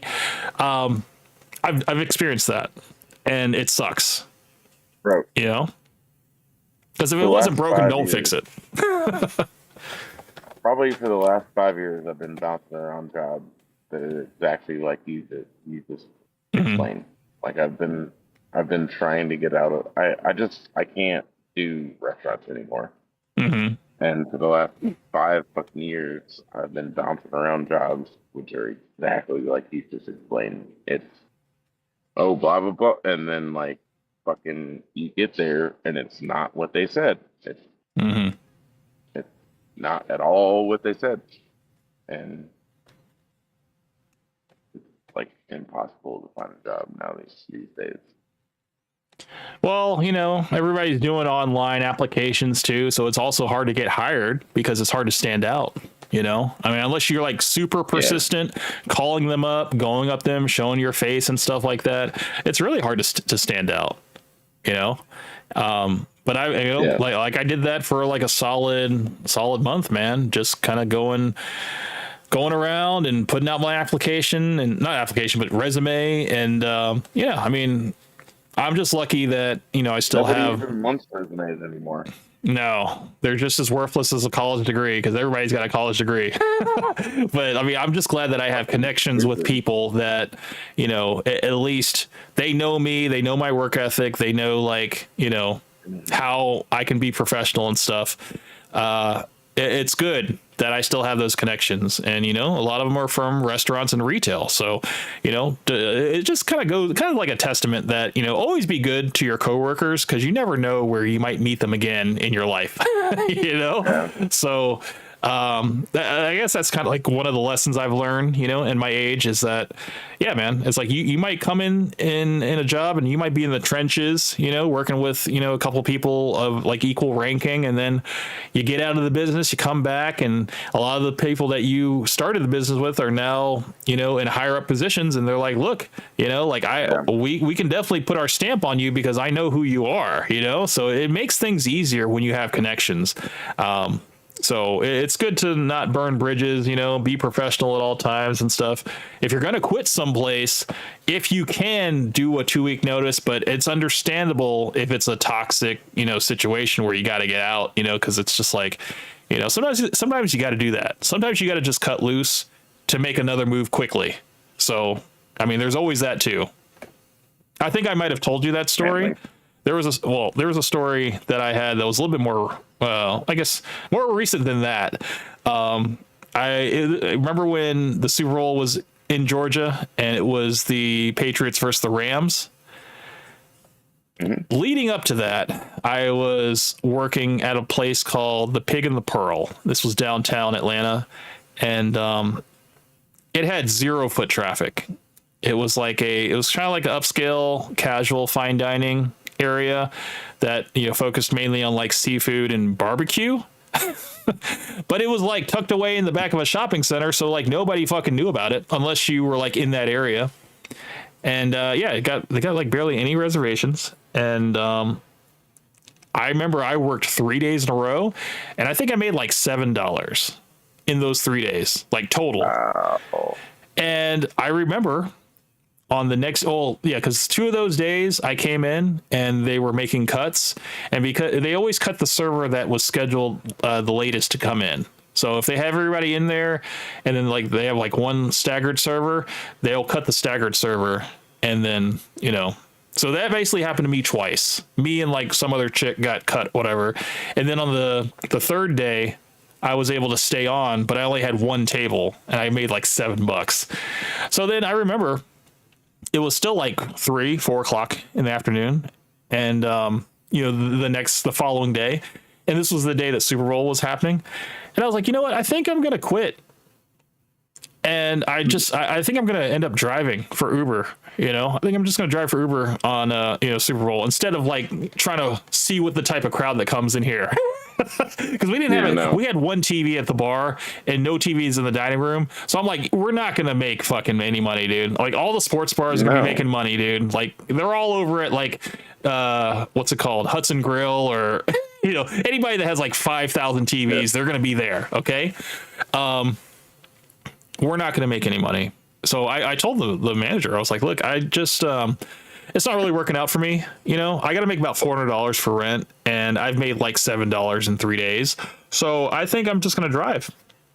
And she's like, well, if you're saying what I think you're saying, and you claiming to be as professional as you are, I think you should quit the right way. And I was like, well, I guess you're wrong. I guess I'm not professional. Like, I guess I'm going to, I didn't want to argue with her. I was like, I guess you're right. Yeah. I'll take that. I'm just not professional. I got to make this move, you know? And she's like, well, don't tell me. Go tell the owner. And I was like, where is she? She's in their office. Excellent. I got no problem doing this. So I go up to her and I tell her the same thing that's going on, you know? And she's just like, well, you know, maybe you would just want to do maybe like a management position here. And I was like, I don't think so. Because I actually know that the managers don't make as much as the servers here because, you know, you can't afford to pay them. So no, I think I'm just going to quit. And, you know, it was a pleasure. Like I tried to be nice and cordial about it, but I was like, yeah, but it's not gonna work for me, you know. No hard feelings. Yeah. But yeah, that's it. And she was like, well, you know, I would really appreciate it if you give me a 2-week notice so I can find somebody to replace you. And I'm like, I just don't have that kind of time, you know. I got like 3 days for rent, so I can't do that. I got to drive. I'm not going to be here the next 3 days. I'm definitely not going to be here for 2 more weeks. So yeah, it happens, dude. You gotta cut loose sometimes, and you gotta make the decision. And you know what? It was the right decision for me because I made like $400 that day. Every ride was like $30 fucking dollars on UberX, dude. So, and I was driving nonstop until like 3 a.m. because I started at like 4 o'clock. You know, so that was, you know, it didn't die down until about 3 a.m, dude. So There you go. yeah. So I mean, dude, you gotta check your gut, man. And you gotta go with your gut sometimes, you know. You can't just don't have to always do things the right way. And you know, sometimes you gotta walk away from a situation when you know it's not gonna win, man. It's not a winnable situation, you know. And sometimes you just need a push too, you know. If it's not a boss that's pissing you off, or you know, you're not making enough money. I mean, not making enough money, man, is a good enough reason to just walk away and try to find something else, you know. There are plenty of places that are looking for people with like professional skills that you have. You know, you just got to look in the right places. Yeah. Yeah. But I don't know, man. I mean, you got some bartending experience and you got some fine dining experience. There are still places out here, man, where it's a good clientele who don't look at the prices of things. And it's still very possible to find some gems out here in terms of restaurants where people are gonna, you know, they're gonna tip you mad money, you know, or they're gonna see like the gratuity and they're not even gonna like look twice at it, you know. So, Yeah. but I don't know. I'm sick of working in restaurants, bro. No, I get it, bro. I get it, man. That's why you got to go to places that are like dinner only and reservations only. So like they open at like 5 o'clock and then they close at 9, or they on Fridays and Saturdays they close at like 10 or something. You know, that's what you need. Here's the thing. All of these. Okay, so you and I were OGs. Fucking we worked at restaurants back in fucking the 2000s and shit, right? Mm-hmm. Well, fucking like that was just a normal fucking job. Now it's fucking I gotta study a goddamn handbook of fucking full. I gotta know how it's cooked. I gotta know every fucking ingredient. Like that's only for the test, though. That's only for the test. Once you get that done, you can literally just BS it to your tables, man. No, I know exactly where you're coming from. It's so true. It's so true. Yeah. But now it's getting worse to where they got cameras on you taking the test and shit. I used to fucking cheat on all of my tests. Every single test I fucking cheated. Yeah. Yeah. I mean, I take a bunch of notes now, you know? Yeah. I mean, I'm the type of person that will make reference sheets and I'll keep that stuff in my server book. And, you know, once you have to do like your mock serving shift and they're going to ask you questions. Yeah. You just got to be smooth with it, man. It's like, you gotta, I guess, develop your own spiel and as long as you say it with confidence, whether it's right or wrong, if it sounds right, you know, you just don't want to, you know, sound too off, but you know, just get the general stuff right. You know, I got a lot of anxiety now with fucking restaurant jobs, so that's probably my problem now. hmm Well, I was gonna say you might be better as a bartender then. Bartenders get away with a lot more in terms of like being a little bit more what's the word, real with their customers rather than being a waiter, because you know bartenders get away with a lot more, at least in my opinion. Yeah, they could be a little bit more Whatever the fuck we loose. want. They can be a little bit more loose with their service, you know, and they can joke around because everybody's kind of, you know, everybody's drinking, having a good time, you know. So it's not like We can do whatever the fuck we want. yeah, it's not so stiff, you know. So it's a better time. Yeah. I mean, I was doing a job where I was a bartender for like weddings and stuff, but we kind of dried up. And that's the way to go. I was doing weddings for like $300 a night. So yeah. but Unfortunately, we are in a new generation now where people don't want to get married anymore. nobody gets married. Nah, dude. It's just like, no, man. We can just live together forever until, you know, and have a bunch of Yeah. kids and be ghetto married. We can do that. we can be common law married, you know? We don't have to have a big ceremony. But Not even a thing in Georgia, but yeah. yeah. Well, you know, They took away common law marriage in Georgia. oh, really? See, I didn't know that. Yeah, years ago. Sheesh. So now you can just live together forever Some states have and not be anything. Yeah. Some Yeah. states have it, some states don't. Georgia does not. Wow. There's no common law marriage, and there used to be, but it's not anymore. Yeah. Well, maybe for good reason, you know, for tax purposes and stuff, you know. Yeah, So yeah, probably something about that. kind of makes sense. No, but I mean, it just speaks to today's generation. You know, people are not connecting like they used to. People don't have mouthpieces. Okay, like we're in that generation of like talking to people, getting to know people and stuff. You know, and going on maybe a couple dates and stuff to, you know, to find out what if we like this person or not. People aren't doing that anymore, dude. They're just doing this whole rap sheet online, and they're like, okay, yeah, I kind of like this about you. Yeah, your ass is fat. I'll give you a shot. You know, and then the girls are just like, yeah, you make enough money. You dress pretty well. You know, you got a nice car. Yeah. You've been to a couple places. Yeah, I'll give you a shot. So it's like, dude, it's so imbalanced, man. It's just Like you got to put I on. don't even. You got to put on your best face, I don't basically. even want to try.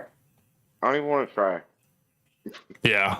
Well, you know, I understand that sentiment because it just seems like it's so. There's so much pressure now to be perfect, you know, and be like the guy. But, you know, a lot of that stuff just isn't real, man. It's like people don't really measure up to their photos, you know. You know, a lot of men are getting catfished out here, you know. It's like, dude, why did you post a picture of you when you were in college? Why are you like you're a mother of three trying to still do it out here? You know, it's like, what are you doing?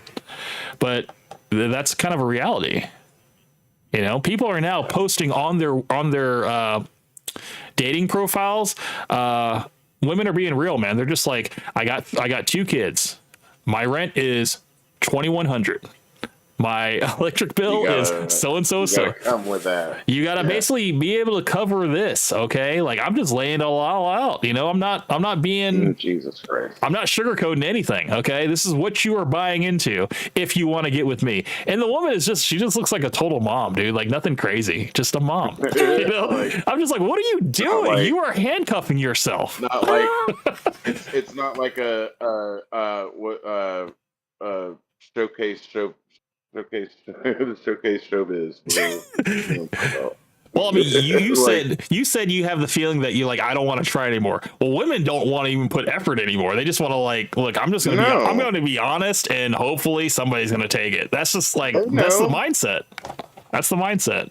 They know that there are 10 men for every one eligible woman Yeah. Like, Of all shapes they and know. sizes. It doesn't matter how big or how, whatever. There's the guy that's going to fetishize you. That's going to like, they're going to white knight. They're going to simp, or they're going to, yeah, like I said, man, they're going to be like, look, some guys love a big fat chick. I don't know what it is, man. Like, I don't get it, but there are just some guys that are just like, no, man, like, I like a big woman, man.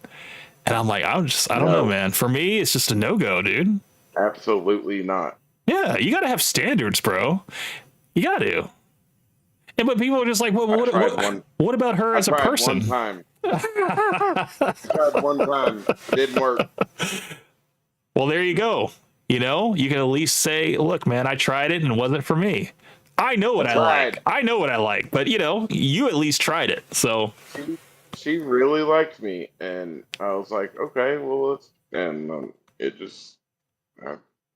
Well, not attracted. Let me ask you the question then. Okay, this was the question. When the clothes came off. This was this was the question that happened last stream. Okay, if the girl is attracted to you, okay, she loves you, she wants to eventually marry you and all this stuff like that, but you're not feeling her. Okay, like you probably might be like, I don't know, close friends or something, or maybe even closer, or maybe you hooked up one night or something like that, but now you're like, the beer goggles are off. Yeah, you're looking for an exit door, okay, but she is still trying to hold on, and now she's gone to a ring store and wants to put a ring on it because she knows that you're the last train leaving, okay, and she doesn't want to be left out in the cold, okay, she doesn't want to be left without a seat when the song stops. So do you accept the ring, or do you tell her, no, I'm good? No, I'm good. But she loves you. She's willing to. Sorry. She's willing. That's what I'm saying. That's what I'm saying. That was my whole position. But like, I was talking to Sonic about this, and Sonic was just telling me, he's like, no, man. It's like if she loves me, and this is what he said. If she loves me and she wants to put a ring on it and says, hey, you're mine, I think that's sexy as hell. I'm like, bro, you got to have better standards for yourself, man. Dude. Like I told her, I was like, if you're not attracted to her, how can you spend the rest of your life with her? That means, okay, that means that man is so tired of jacking off that he will just fucking take anything. He'll take anything. There you go. Anything that turns around and pulls its pants down, he'll take. Like, I want him to hear this and possibly come on the stream and maybe defend himself and stuff, because honestly, man, it's like, I really only have to say a few points of what he said and not like paraphrase it, like just tell you the exact mindset that he has. And it's like, it's so easy to like counterbalance it, or counteract it, because you're just like, it just seems unnatural, like, of course we're going to go for girls that we're attracted to. And, that varies, of course, but, there has to be the attraction first. Okay. We're not going to marry some ugly chick because we don't want to have to wake up to an ugly chick every day. We got to kind of somewhat like her and be attracted to her. I get the whole like beauty fades over time and stuff. I said it didn't work. I meant it didn't work. Like, no, I get you. That's funny, dude. That's funny.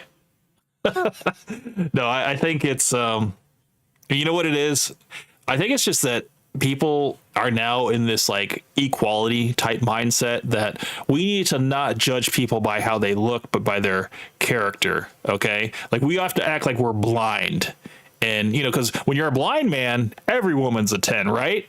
No, you can still hear their demeanor. You can tell I think you can get a feel for them, and you can tell, oh, this person slept around.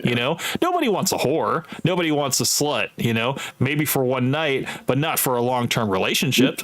These are the red flags that we look out for. Okay, if we're going to try to start something solid with somebody we want to raise our children with, maybe we have existing children, maybe we want to have somebody that's a little bit more mature in that like type of mindset, not somebody that's like, we want somebody who's attractive, but we also want somebody that's going to stick around, right?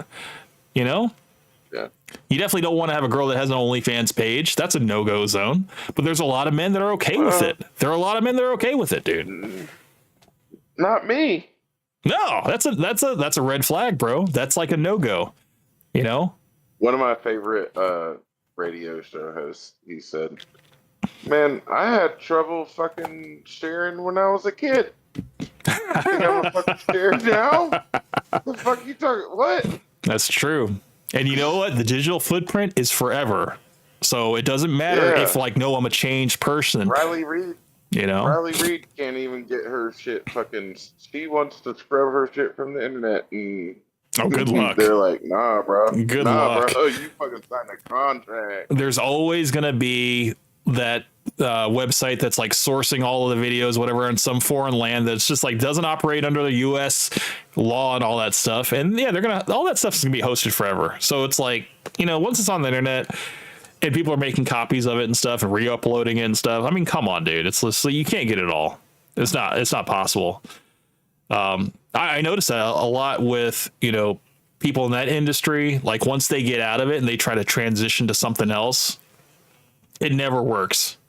You know? Nope. It never works. It's like we all know. We all saw it. Right. But you know, it's funny because, you know, I guess they kind of equate it to like people that are like wrestlers, you know, how wrestlers can transition to like movie stars. Yeah. It's not the same. You know, once we see you naked, that's it. You're done. We all saw your butthole. You're done. You're done. Exactly. So like you got a girl now that's on the prowl trying to find like a solid dude, but she's got her butthole online for $3.99. And she's like, "Look, that was just something I did when I was in college, okay? Like I was just trying to make a little bit of extra money so I could pay for my school. I didn't have a man at the time. It wasn't like boy girl and stuff. A lot of it was just solo stuff, you know? It's like I'm sorry, you know? Like it's just like the lines are blurred now in terms of like you got prostitutes over here, you got escorts over here, and then you have virtual digital prostitutes over here. It's all kind of the same, you know? But people will make the argument that it's not. Like I was in the comfort of my own home. I wasn't walking the streets. It's like, yeah, well, still, I think more people saw you than people that were on the street. Yeah, absolutely. I saw the funniest thing the other day. It said, hold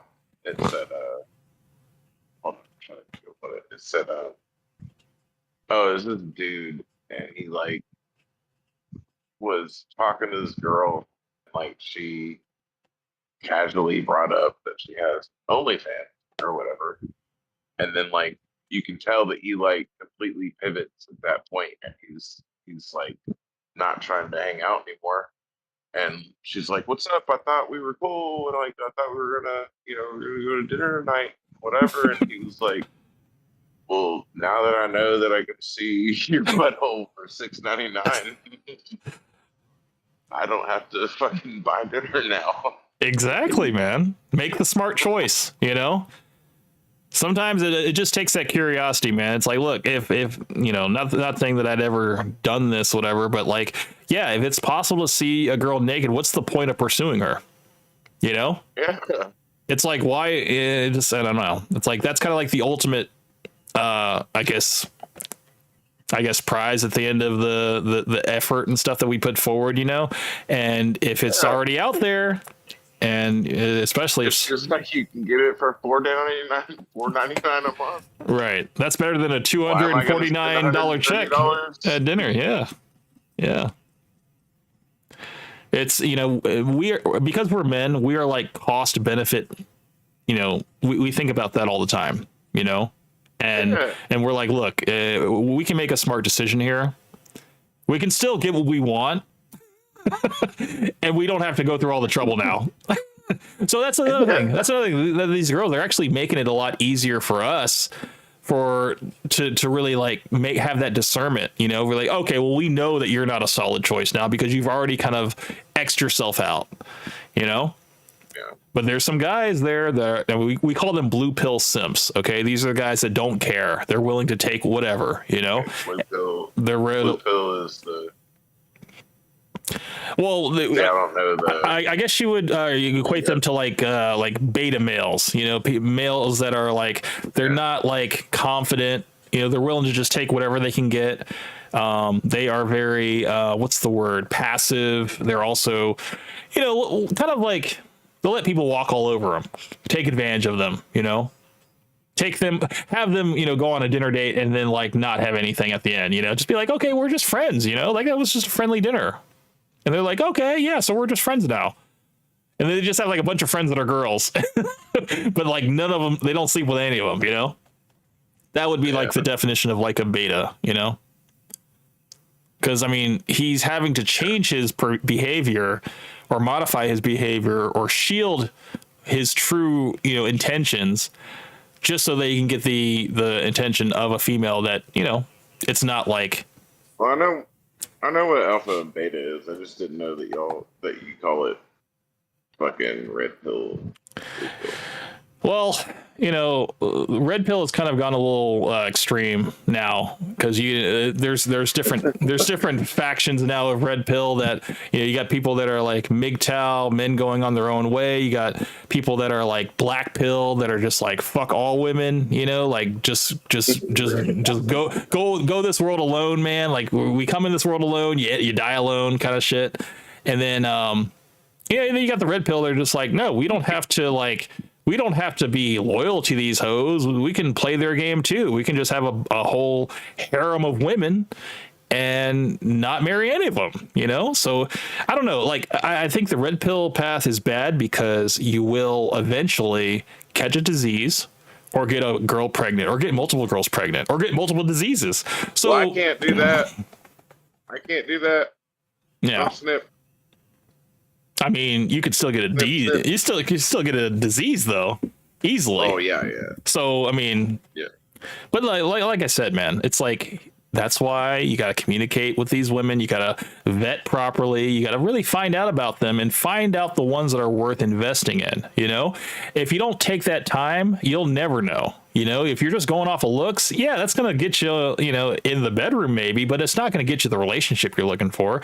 But then there's guys like, dude, why are you looking for a relationship? That's so, you know, that's kind of gay. You know, it's like, well, okay, you can be this guy that sleeps with a bunch of women, but what are you going to have at the end of all of it? You're probably going to have a couple of diseases. You're probably going to have a couple bastard children, and you're going to be paying for a lot more fucking money. You know, it's like, wouldn't you rather have a family, like something solid and maybe a legacy? Because doesn't every man want a legacy?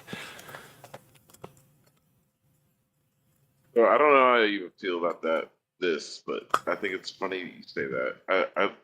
I come from a very misogynistic, very racist, very homophobic family.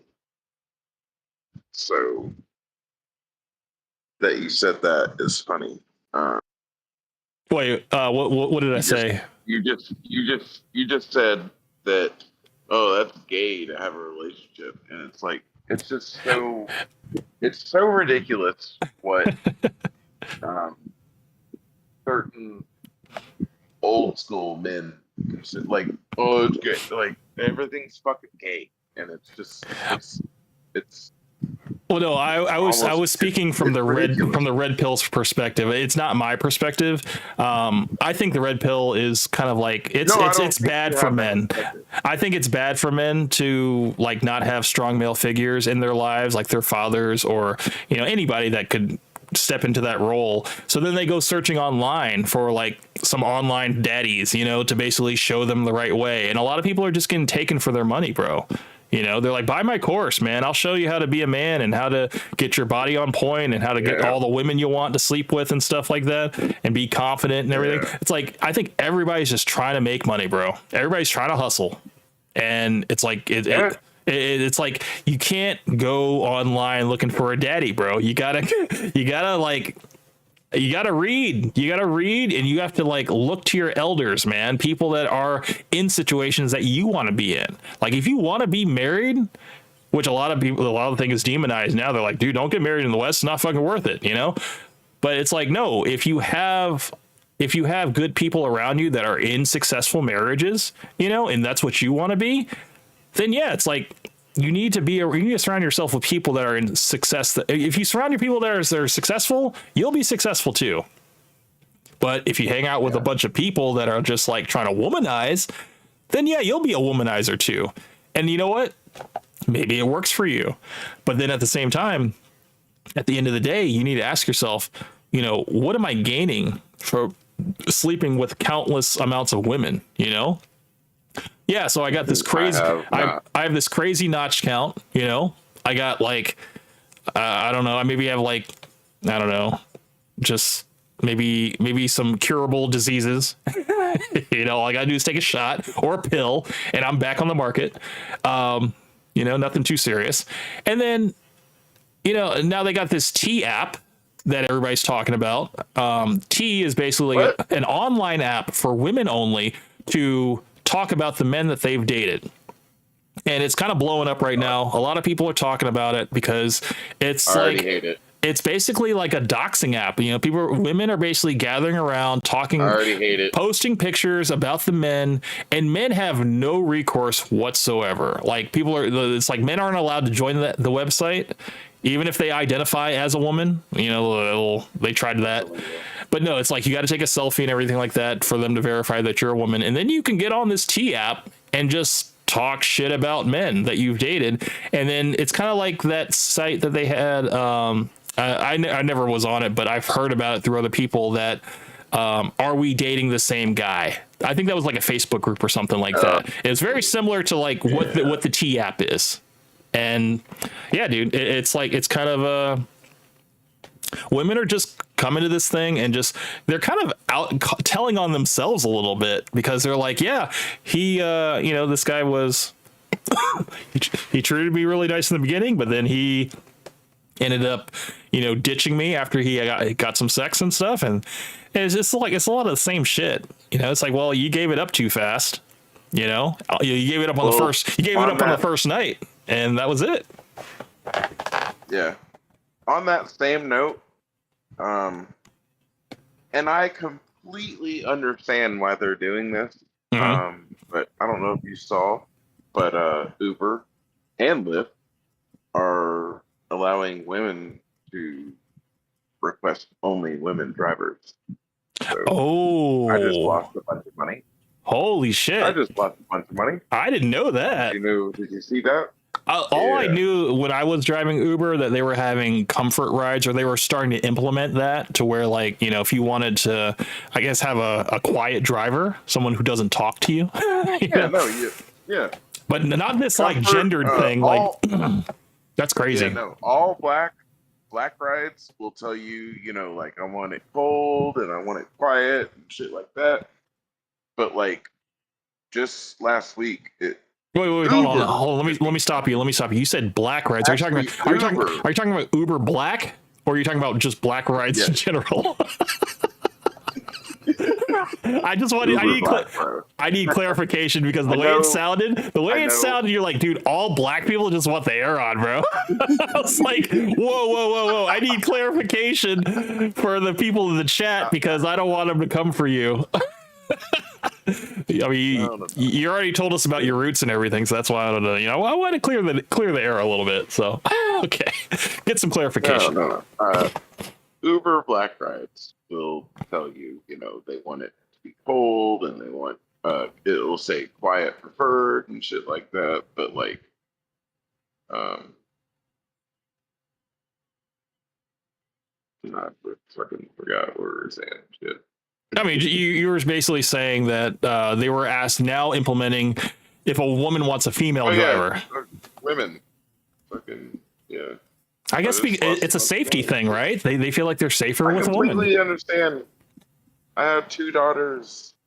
I completely understand, but just yeah, but I don't even know what to say about it. What is it? I mean, you still have the male element in there because those female drivers still have to pick up guys too.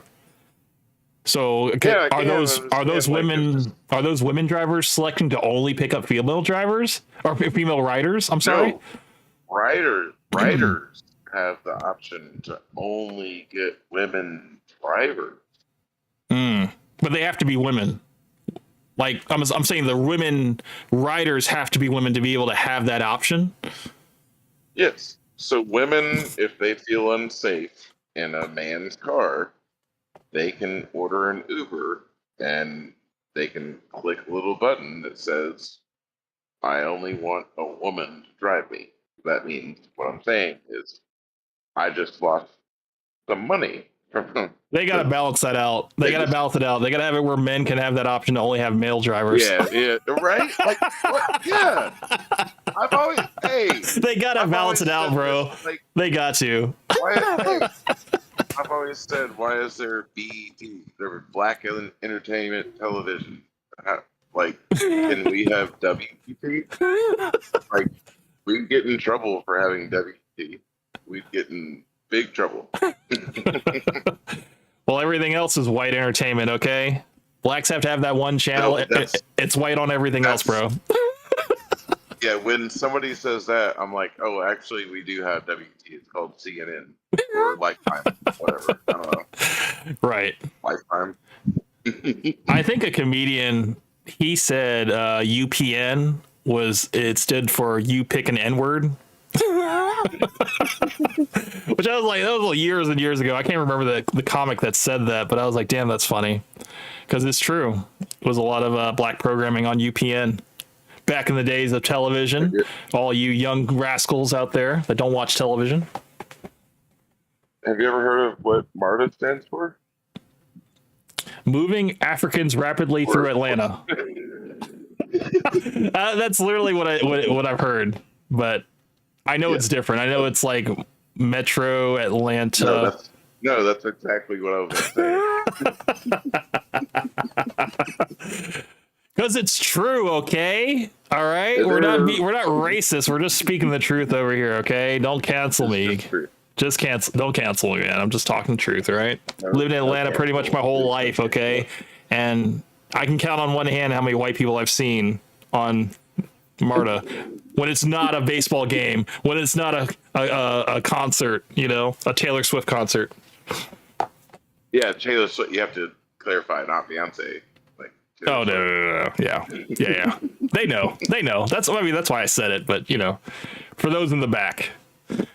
But it's and that's the thing. They keep trying to extend the transit system to the wider areas of town, and they keep voting that shit down. They're like, hell no, we don't want that riffraff over here.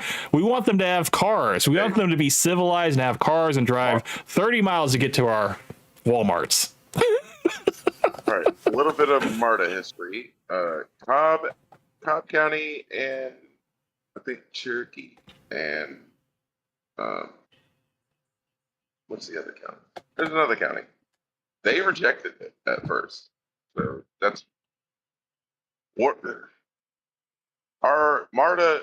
The train is horrible because it kept getting rejected. So they kept having to change it, and it kept not going where it really should have gone, and fucked everything up.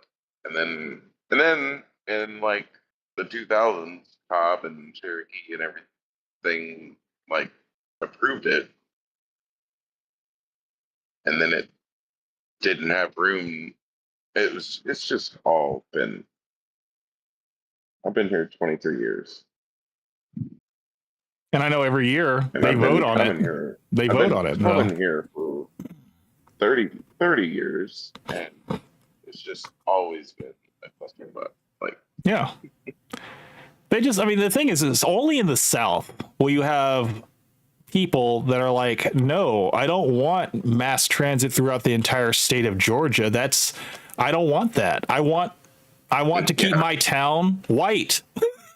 Like it's like I don't want it to be like downtown Atlanta. Whereas like you go to like New York or LA or something like that, it's like they have mass transit all over, and it just seems like the South is just kind of stuck in the mud. We're very slow to change things, and it's just they're like, no, we just want to keep it racist up here, man. We don't want to have to deal with having to integrate.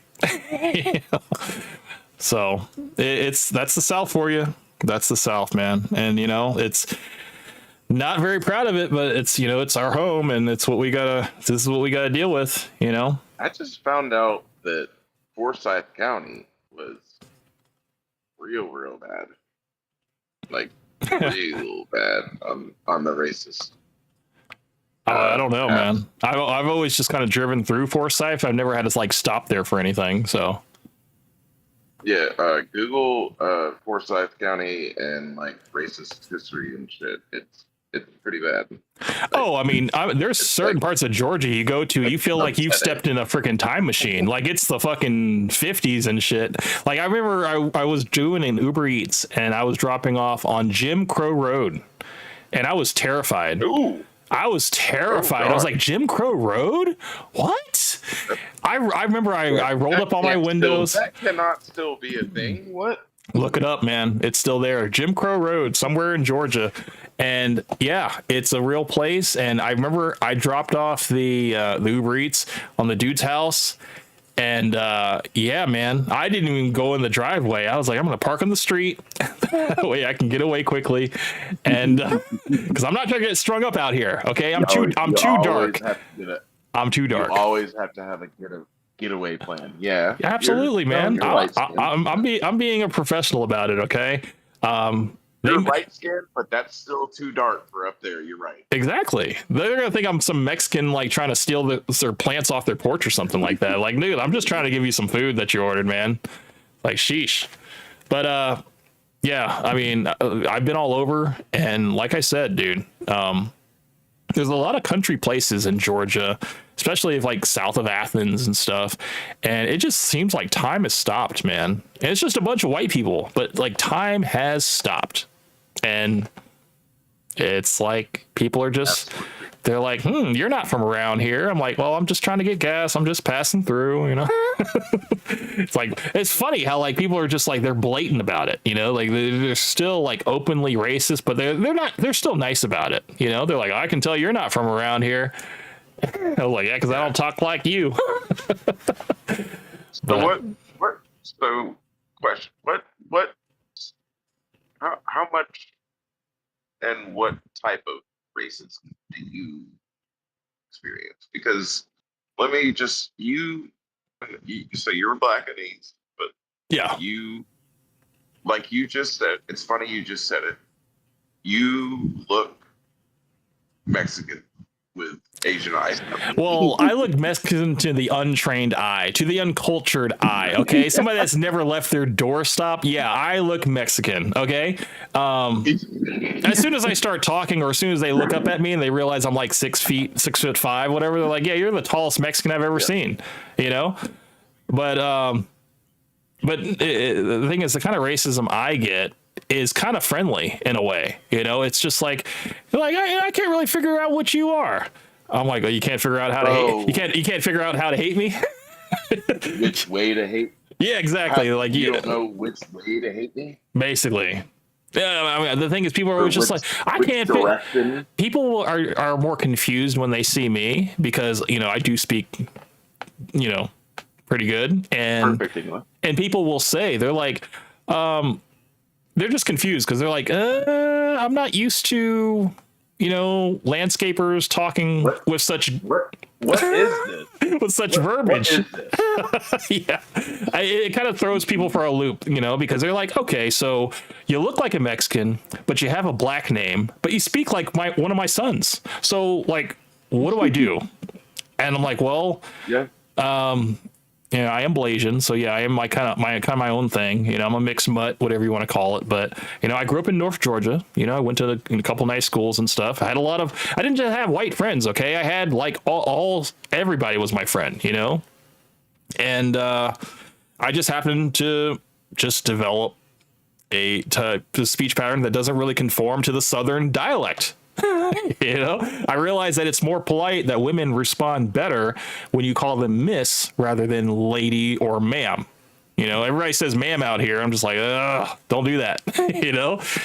Some ladies, some older ladies, of course, they don't want to hear that at all. They're just like, I'm not a ma'am, I'm a lady, or I'm a miss, or something like that. It's just like you learn these along the way, and so I just keep those things with me, and especially on meeting people that are a little bit older, like 60 years old, but they're still kind of like in the business and stuff of talking to people.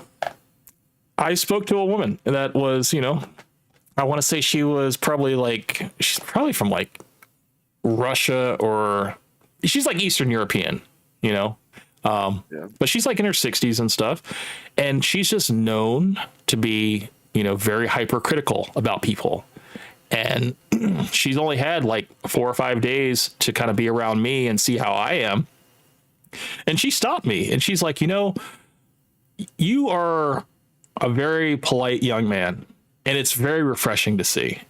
You're very quiet, but you're also, when to speak. But when you do speak, you're so eloquent, you're so elegant, and you're just like, you belong here. And I was like, well, thank you. That means a lot coming from you. The only reason I said that was because she is like, a lot of people don't like her.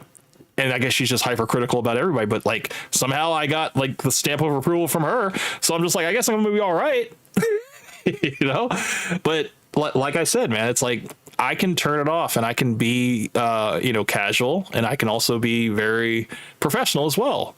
But I tend to lean more towards just being professional all the time, because I have the saying that, excellence can be a habit as long as you keep at it. That's just something that I've always taken with me. So anything I do, I always try to be on point. I always try to, say stuff in the most clear and concise manner, so that I don't lose anybody in the sauce of what I'm talking about.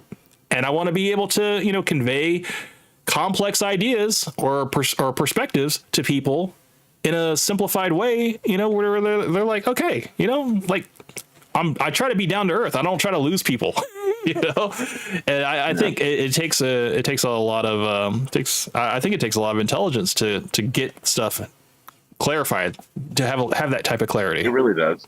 Yeah. And I like it that you said that you're eloquent, because I think that you are. Thank you. I have trouble. I think that I have good ideas and stuff, but I have trouble conveying those ideas, especially like you do. You are very good at speaking, and I am not. I have trouble. Like, I have good ideas and stuff, and once I get that thought out, it's pretty good and stuff, but I have trouble speaking as well as you do. And I think that you have a really good speaking voice. And well, thank you. Thank you. I mean, this comes from years of working in restaurants and retail and customer service and stuff. And, and also, so did I, but I'm not as good as you. Well, you did lean more towards the bartending side. So, I mean, I think I didn't really do a lot more I think if I did more bartending, I'd probably be a little bit more crass, maybe, or maybe, I don't know, have a little bit more of an attitude or something. But I for me, man, it's always been this way. And it's just, I think it's easier to not really poke at people, like just kind of see where they're coming from. Sometimes just let people speak and you can kind of figure out, what to say next and stuff. But I mean, I've been told that I'm a very good listener. And I think that's kind of also what it takes to be able to have a good conversation with someone, to kind of understand, their point of view and, their story, where they're going and stuff. So I love that. I love listening to people's stories, man, because I always think people are a lot more interesting than me. And I like when people have a lot more experiences and just better stories to tell, and I'm starting to learn that the experiences that I have, for some reason, are interesting to other people. So it kind of balances out, like I do have an experience in something in some way. If someone's like, oh, I just got back from London. I was like, oh, I went to London. They're like, really? I'm like, yeah, I went to London when I was like 18, before like it is now. Like, I heard it's horrible now. He's like, yeah. Like it's like India part 2 now, because like they, England has like the immigration and stuff, and just like all these refugees are coming in, and it's crazy, bro. Sonic Mindscape has joined the chat. This is the gentleman I debated with. He says, how long are you going to be on, dude? How long do you want to be gone? I mean, probably like another hour, maybe. I don't know how long you got. I know you said you have something in the morning and stuff, so Sonic, are you wanting to join the chat? You're more than welcome to. Absolutely. This is a 3-person chat, so if you want, I can send you the invite. Yeah. Just FYI, Mhm. this has been going on the whole time. I lose your audio every like 4 seconds. So Oh, I've been going a out. couple of your words. Well, you say something. Let me know, brother. Let me know. I mean, it's not rude, bro. If you can't hear me or you don't know what's going on, definitely. Yeah, I'm not hearing you right now. Right now, you're not. And now you're back. Yeah, like every Oh shit. like 7 seconds. Every 7 seconds, I lose you for like 2 seconds. Okay. Well, I think it's too far to go back. I don't even know what we were talking about. To be completely honest with you, I'm gonna hopefully, No, we were trying to get Sonic on here. Oh yeah. Let's definitely try to get Sonic, man. He just messaged me like a minute ago, so I sent him an invite to join the voice chat, and I can actually work on getting his picture in here if he wants to join on. Wait, what did he say? Bring me on. I want to talk to you. Oh shit. Am I in trouble? Sounds like I'm in trouble. How exciting. Hold on. I already sent you the invite, Sonic. So just join us on Discord. And while you're doing that, I will get your photograph ready. Because, oh shit, I feel scared. I don't want to. I don't want to. Oh. What were we talking about with Sonic? You said that there was okay, so this is the gentleman. This is the gentleman that I debated with about about 3 weeks ago, and we were talking about what it means to be a man. And he was the one that had the views that we should encourage women to approach men and possibly propose to men for marriage. And I was just like staunchly against that, and we clashed on a lot more things. But he said that he was going to do a follow-up video to basically like critique us and stuff, and he never did it. And he just he moved on, kept talking about other stuff, other topical stuff that probably got him a lot more views and everything. And I think I said at the very beginning of the stream that I was like, hey, if I say I'm going to do something, I'm going to do something, I'm just but I was like, hey man, I get it. He's a Gen Zer, so we can't really hold that against him. Okay. So, can you guys hear me? What's up, Sonic? How are you doing, sir? Welcome to the stream, sir. Is that I have to set this up because for some reason my Discord isn't working. Oh no. So yeah, no, but don't worry, I'm staying on. So this is what I'm gonna do. So I'm gonna talk to you through the phone, and I'm gonna end up recording myself, and I'm gonna record the audio that we're having here. Excellent. Because I don't know how this will work. I guess I'm gonna just have you on speaker because I really want to talk. Perfect. Perfect. Right now I'm trying to get your photograph so I can put it on screen so I can have you represented. I don't want to just have you as a voice and not an actual talking head. So I'm going to work on that real quick while, sure. But I mean, yeah, just bear with me. But yeah, good to see you, brother. Good to see you, man. How you doing? Man. I've been good, man. It's pretty interesting. It's pretty interesting so far, And Dank, nice to meet you, bro. I haven't met you before. Hey, man. Yeah, this is an old buddy of mine, man. We used to wait tables back in the day. I mean, I'm sure he can offer you some counterpoints to our tipping culture conversation that we had not years back, but months back. And yeah, I mean, he's a lifer, not a lifer, but he's about 20 years in the business. Okay, 23 years. Yeah, and that's bartending and waiting tables. So I mean, he's seen it all. Yeah. So. For sure. Nice to meet you, man. Yeah.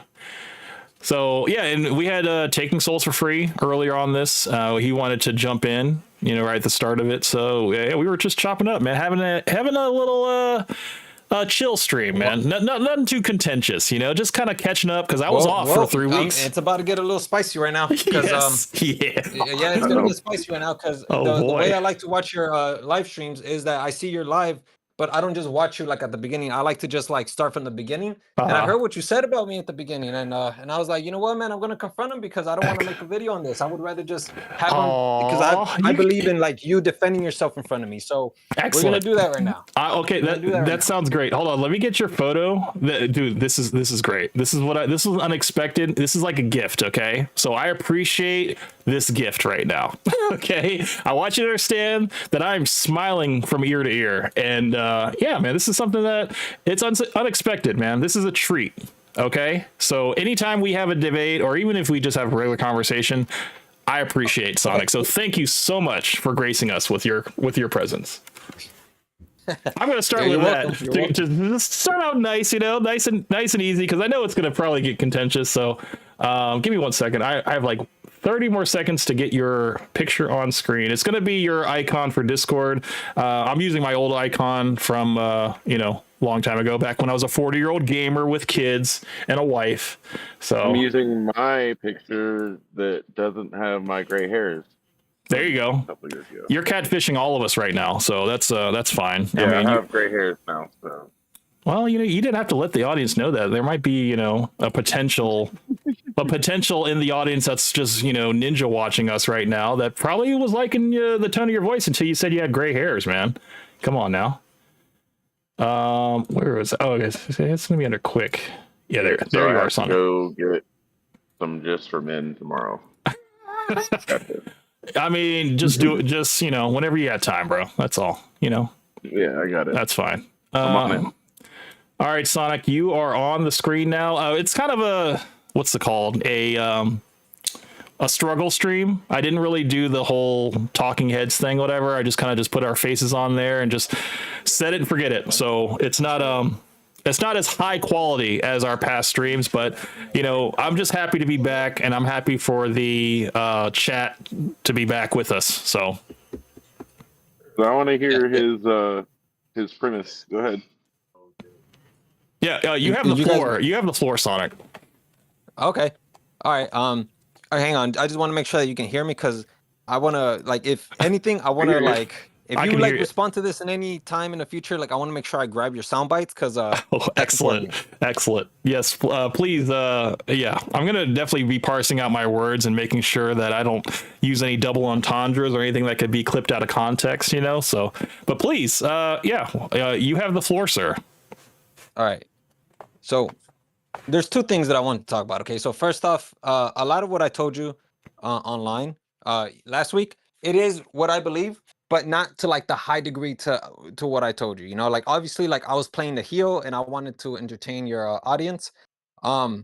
So that was the whole point of that. Now I do believe in that. However, that is something that I believe personally for me. I don't like anybody else to be a part of that sphere because I know that everybody has their own way of living. Like for instance, you say you like when you approach the woman, which is good. I can respect that because that's how it makes you feel. It makes you feel like a man. That's how you feel more like a man. To me, though, I know that that's not true for everybody. Everybody has their own perspective as to how they like to feel as a man. And so, like when it comes to being a man, it's all going to depend on what kind of value they have for themselves. So when I say that I would want women to approach, that isn't to say that I just want only women to approach. That means that I would like for women to approach too. Although maybe I probably said something along the lines of like I would prefer women approach altogether, which to a degree, yeah, but not really. I would still like for a man to approach. But the reason why I would encourage women to approach more than men is because, as you know, men, they can get violent. There's tremendous amount of stories where men are always just being caught eliminating the woman or perhaps harming them, and this is a big problem in society, this. So that's why I encourage women to approach more than men, and I would like for more women to approach than men. Now, is that to say that Okay. I don't want men to approach at all? No, that's not what I'm saying. You can approach too, but I would prefer if women were the ones approaching. But again, that's Actually, go ahead. Go ahead. I want you to finish your whole Actually, thought before Dank, if you wouldn't mind, let Sonic. Okay, go I want ahead. him to finish the entire thing, and then when he's done, I'll let you speak, and then after you're done, I will retort. So go ahead, go ahead, Sonic. No.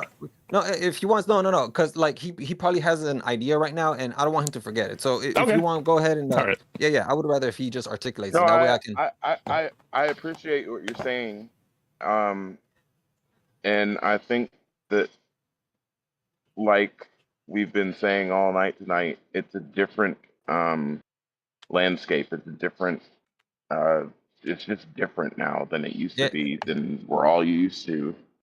And like you said, women are afraid of stuff. And I just said that Uber is doing women only rides to where women can request only women. Women are yeah, afraid of men. And when we approach them and try to catcall them and shit, they fucking hate it. They fucking hate it. They're scared of it. They're afraid and all of that. So I can understand where you're coming from when yeah. you say, like, I would rather a woman come to me and have her be like, I want you. That makes sense. I like that, and that makes sense, and I wouldn't be opposed to it. And I'm not so like uh whatever, like I'm a man, I'm everything's gay, whatever, to where I would think that that's gay that she asked me out or whatever. I'm okay with that, and it. I have two daughters, so I'm very in tune with the whole like just women. I wouldn't want to be a woman in this day and age. Like it's scary out there, man. Like it's scary out there as a man. Like I wouldn't want to be a woman, and it kind of makes sense. Like if a woman, you know, comes onto me, I'm not gonna be upset about it or whatever. So go ahead, y'all. Okay, Sonic. Yeah, no. So, Okay, go no, ahead. this is what I will say to your point here is that women, I think, still enjoy a man who is assertive, a man that is going to basically go up to them and approach them without the fear of rejection. Yeah, they might get rejected, but guess what? You got to not care so much about the rejection. You know, that's kind of like I said before, it's a rite of passage as a man. We're going to get rejected whether it's our fault or not. Okay. It could be, you know, anything outside of us, or it could be us that gets us rejected, but it's something that we all have to go through. And actually, it's one of those things that once you get rejected, it gets a lot easier to go up and talk to women. Now, if a woman is wanting to approach a man, it just comes off as desperate. Now, Okay. you might not see it that way, but I see it that way. That if a woman comes up to me and is like very aggressive, like, can I buy you a drink? Or, well, I don't know how a woman would do it, but if a woman does it, you know, or she's conveying interest, I still think that a woman can do it in a way that's feminine, meaning like she glances at me and she gets my attention, and she still is doing the thing where she's alluring me. So I'm interested in her. So she has kind of gotten me in her trance. So I go over to her and I still do my manly thing as far as going up to approach her, because I noticed her because she noticed me. And now I'm just like, well, you know, maybe I got the green light here, you know? So it's like, you got to go kind of go off of like the vibe of the person, you know? But Yeah, but go ahead. Go ahead. No, I was just saying, like, you know, it could all see come, that too. it can all come crashing down as soon as you open your mouth, and she's just like, "Oh, you're not what I expected at all," and then that's when you get dismissed. So that's all I got. yeah. Okay. Well, listen, I respect that, but ultimately that's not what's being demonstrated in society. Okay. I know that you said that you know, it's up to the man to go up to him. They have to, you know, embrace rejection, but that's not the reality though. I mean, you know, aside from the rejection, you know, when men go up to women, it's not just a rejection, so many more elements. And these elements, and because of these elements, a lot of men aren't approaching. I mean, just take a look at the numbers. It's like what, a crazy high percentage, which is like what, 45 to like somewhere to 56. I mean that a lot of them don't want to approach because not only of rejection, but all the other baggage that comes along with that. So clearly it's demonstrating to us that going up, approaching, embracing rejection, it's just not it. Like it's clear. Like Yeah. it's clear as day. So are you saying that a percentage of men that are going to start lashing out and being violent towards women, that, you know, it's understood? You know, like I mean, we both know that's wrong. Okay, I think it's actually kind of the Yeah, mark no, of like well, an emotional male, a person that's not really emotionally Okay, so regulated. Okay, so there's going to be some men that are obviously going to lash out, but the repercussions are they're there. They're there. It doesn't necessarily have to take the form of going out and lashing out at women. It could also take the form of hate, spreading hate online, or whenever there's a comment section, they just unload on these women who are just trying to be women. Mhm. Because obviously we've Too seen many that men with that do that. what was that? There's too many men that do that. It's crazy. Yeah, exactly. And we can see this when we watch, when we observe a climate like Fresh and Fit, where a woman will go in there, she'll make a good point, even the smallest point, and then she would just get jumped. Like if she's about to get jumped into a gang, it's like, bro, like what the hell's going on here? But do you understand that Fresh and Fit have to control the show, the flow of the audience and stuff, or the flow of the show in order to play to their audience? So they're not going to have a woman up there that is going to counteract all of their points, get like all of her stuff. They're going to shut her down. They're going to shut her down and still regurgitate the points that they have on their show. To keep the sludge going, like the sludge that they constantly put out. They have a message and they got to stay to the script, so anybody that's going to come around and make some waves or whatever, or say something that goes against their entire ideology, yeah, of course they're going to shut them down. They're going to be like, no, you're wrong because you're a woman, and they're just going to leave it at that. Exactly. But that's what I'm trying. Oh, go ahead, Dank. If you want to jump in, go for it. Oh no, I didn't say anything. Oh, okay. Well, like that's kind of the point, because like what I'm trying to say though is that, like, women, they'll go in there, yeah, they'll say something against their narrative, but even if it's a good point, these men won't even consider it. And it's not necessarily just Fresh and Fit, because I don't want to just focus on their community. It's like a bunch of other communities. These are all echo chambers where they utter the same bullshit talking points, where there's no actual substance to it, and it's just about just putting down women. Like, didn't I say earlier that the red pill is not helpful to men? That it's basically making men. It's making men single. It's basically keeping their options open. Sleeping with as many women as possible, not committing to anybody. And what is that going to leave you with? It's going to leave you with possible diseases, possible bastard children, and not a legacy. Yeah. And I was like, that's the thing. I think there are some men that want to have a legacy, and there's some men that just want to have as much sex as possible with as many women as possible. Okay, it's not about it's not about any type of permanence. It's like, look, this is the path I want for myself. Okay, I don't want to be married. I don't want to have a long-term girlfriend. I want to just sleep with as many beautiful women as I want. It's a buffet, and I don't care if she has an OnlyFans. It's just my turn. People have that mindset, bro. And I'm just like, look, there's going to be people that are going to push that mindset on people that are still in this life trying to figure things out. And I'm like, look, I'm just trying to be genuine to myself and my experience, and I'm just going to give it to you the way that I know it. And it's not going to be, I'm not trying to change anybody's mind. I'm just trying to tell you that this is what is right to me. Whether you guys agree or not, that's fine. But I can tell you that I'm in a happy marriage. I have great children, and it works for me because we have a solid amount of communication that we had before we were even together, and I think a lot of people are not communicating these days. All right. We are swiping right, swiping left, looking at our online profiles. Oh, you take really good pictures, but you don't look like your picture, or you have a really nice profile or nice bio, but when you come up and talk to me, it's like you sound like a freaking hick, or whatever. It's like, or you're a racist, or you're, I don't know, maybe you're pro-Trump, or you're whatever, you're Antifa or something. But it's just like, you can have all of this online presence, but it all comes crashing down when you actually come in contact with the person, because now you have to have a mouthpiece. Now it all goes back to how it was before. You have to be able to talk to somebody and be down to earth and be real and stuff. All this stuff online is just fake stuff, man. It's like we're just trying to show the best sides of ourselves. We're trying to give the best details about ourselves. Leave out all the red flags. Leave out all of the mistakes that we've made. And we're just trying to put our best foot forward. We're just trying to get the job, Yeah, but like, what I'm talking about is like, we're talking about approaching. All right, we're talking about approaching and rejection. Mm-hmm. So when we apply those two behaviors, what I'm trying to say is that I completely forgot what we were gonna say, because like we like completely derailed the whole theme. Holy crap! All right, let me see. Hang on. I figured you would have came with some notes, bro. No, well, I mean, I could have made a video, but I didn't want to do that.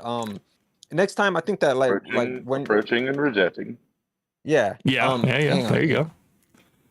I'll give you a minute. You Next guys, if time you, I'm gonna just interrupt you because holy crap, man! Like, if you, I yeah, need- please interrupt me. But if you guys are Yeah. liking the stream, please like the stream while you're here. I want to basically, I'm glad Sonic is here. This is not something that was expected. no. I'm really glad you're here. But you know, I think it's good that we have different opinions about certain things, and you know, feel free to let loose with your opinion, bro, because it's not that I have the wrong opinion or that you have the wrong opinion. I think it's just perspective, bro, at the end of the day. You know, and whatever Yeah. works for you is going to work for you, bro. And you're going to figure out in this life whether you got to make some changes or if you got to stay the straight path, bro. So, right. But I think Okay. I Go think ahead. women think that any not just catcalling, just any sort of approach, most of the time women feel like that's an attack. So you're most likely not going to this day and age, you're most likely not going to get any sort of positive reaction from any sort of hey girl, you look fine, like anything like that, like nothing Mhm. like that. It's not going to work anymore. So I just don't think it's a thing anymore. Like it's just everything's online, everything's I don't know. I mean, you almost kind of have to establish like a normal friendship that's probably drawn out a little bit, you know, and you just got to build up that trust, That's you know? how I both of my girlfriends, I've been with two women basically my whole, I mean, a few others, but two basically my whole life, and they were from work situations or um, social situations where I like got to know them first, and then you know it was like, hey girl, come to my house.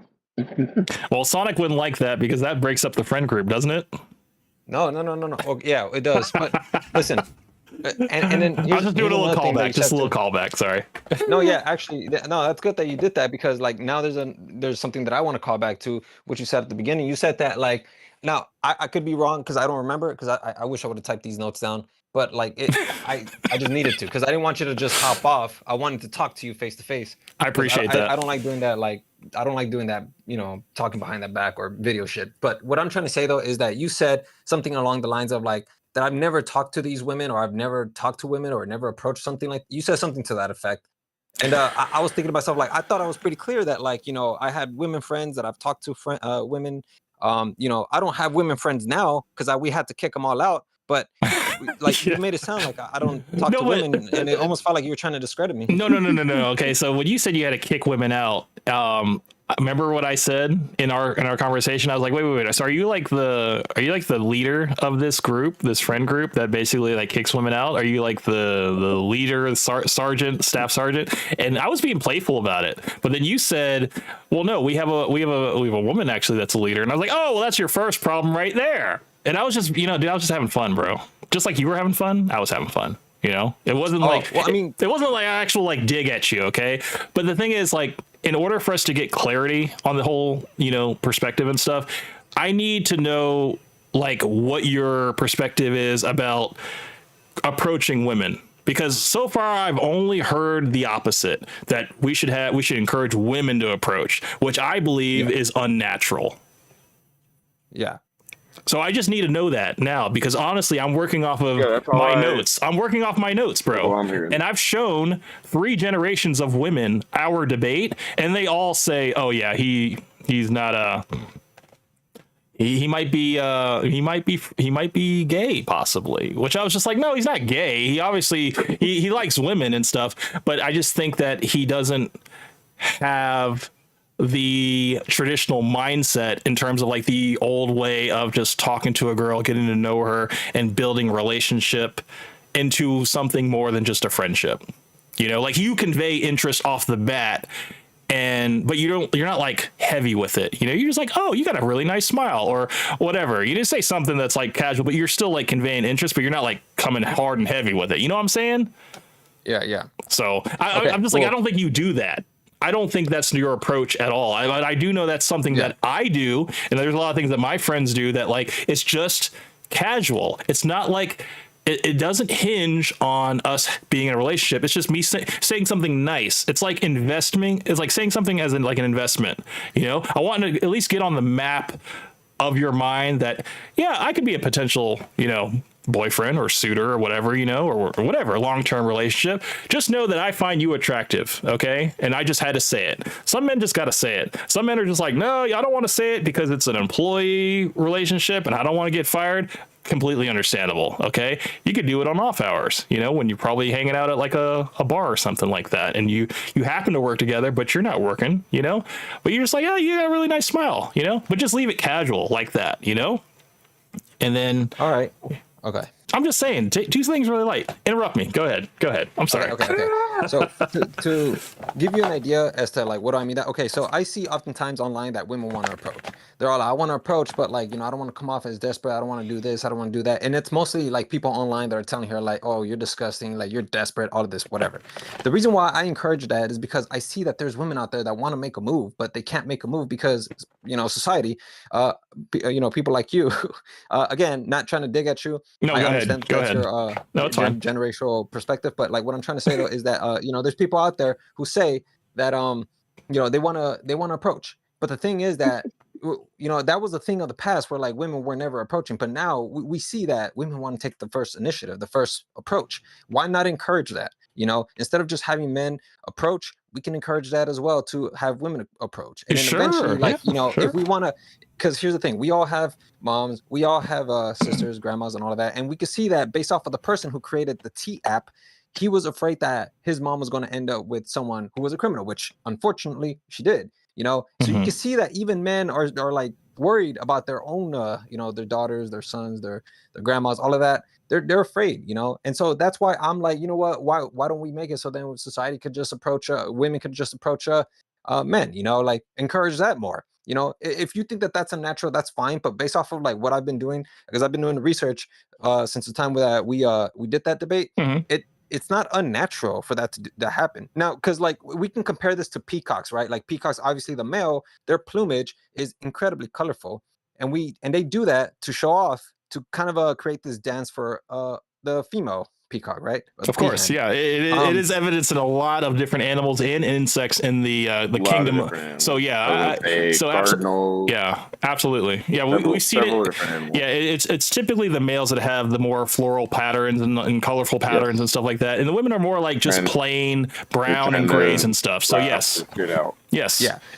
So what I was trying to say though is that like, you know, like based off of all the research that I have seen, it doesn't seem like there has been a moment where a female peahen or a female peacock has gone up to the male to try to impress it. There's no evidence for that, you know. But the thing is, how do we even know what it even looks like if we don't search for it? You know, like we oftentimes see the male doing it, and it's kind of obvious to us, but we don't really know what it looks like. So how is it that we can say that it's unnatural? You know, and it's kind of the same thing with this situation. Like, you know, like at first we all have the perspective that, oh, only men can approach women, but the thing is that, like, is it really the case though when we have women online you know, uttering these cries of like, you know, we want to approach too, we want to like we want to engage in the initiation? There's obviously going to be women who are going to say no, like, you know, is he gay, or I don't know what the hell, he probably wants women to approach him. Listen, man, like, to me, at the end of the day, we see that society's evolving, you know. And like I mentioned, you said that you didn't know what the word was. It's actually climate. Like the climate is climate. changing, you know? Yes, the climate is Yeah. changing. But when Coke Benny said climate, you could interchange that word with 2025 because it's the current climate. You kept saying current climate, Yeah, and it's then the current climate. which would be Yeah, but he the said current time that we're in, which is 2025. And that was another thing too, that you said that like I was contradicting myself because I said 2024. Benny was just completely wrong. I don't even know what Benny was talking about, because he's talking about time. I'm not talking about time. I'm talking about climate. Because 100 years later, in 2020, 21, 24, Mhm. it could be the case that we could return right back to this same climate, but it would be a different year. So that's what I was trying to all the express. men that Yeah. were like having women approach them ended up dying off and not spreading their seed and stuff like that, because women were like, no, I don't want to get pregnant, I don't want to have kids, but I want to be married. So then those men die off because they don't get to pass on their genes to the next generation. And then the men that are like, you know, traditional, they get to have their children, and they also get to, you know, continue on the human race. So I mean, it's just it is probably going to revert back. I will agree with you on that. It probably will revert No, back. I didn't even say it was gonna revert. I'm just saying it'll probably revert back. Is what I'm saying. That's an alternative. Uh-huh. That's definitely an alternative. Mhm. But based off of our evolving society, Mhm. it could go back to that. I'm not gonna sit here and say that it's not a possibility, but we just never know because there's just so many different alternatives. We don't know what it's gonna look like. You know, this is 100 years later. You know, 100 years before, we didn't even expect that we were gonna get to this point where women would say, we want some sort of equality. We want to approach like some women say online. Yeah, that's what I'm saying. Well, I mean, the developer of the T app was gay, though, correct? Since you did do your research on he was. You can do your research on it. I do know that for a fact. So it kind of makes sense that he would create an app just for women to basically shit on men, and it basically be like this, developer or whatever. Because I mean, couldn't a woman easily have made that app? Okay, bro. Like now you're just sharpshooting. You're just trying to like add a bunch of data points that probably don't even correlate. Okay, so then it doesn't matter that he was gay, that he was, maybe. I mean, do you think a straight man would have actually made that? What? Do you think a straight man would have actually made a T app for women only to shit on men? Don't you think that's kind of like playing? Don't you think that's kind of like playing for the other team?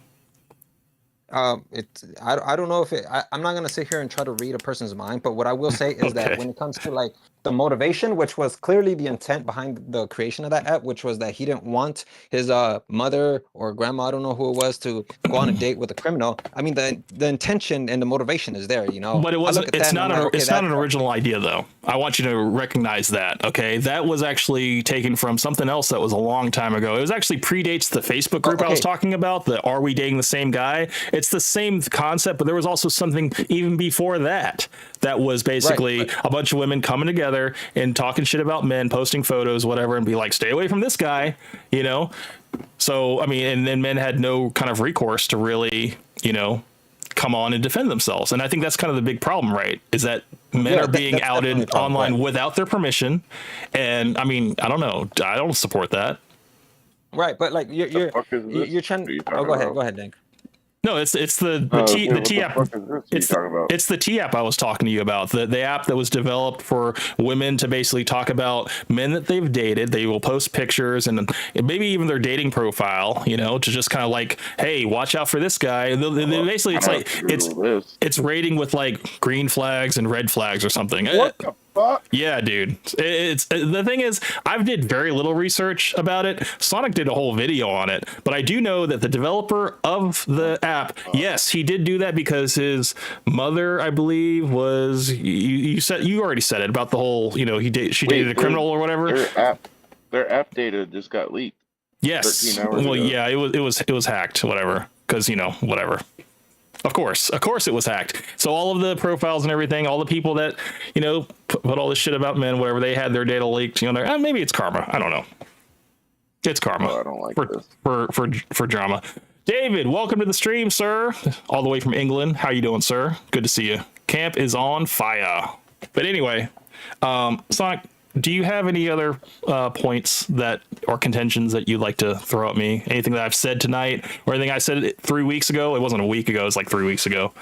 Yeah. So another damn, I had them all right here too. Let me see. Another thing is that you said that what was it? Oh, that I'm not a man of my word either. Oh my god! Because you said you were gonna make a video, bro. You said you were gonna make a video. You never did. Wait a minute. I was like, oh my god! Please tell me he didn't just say that.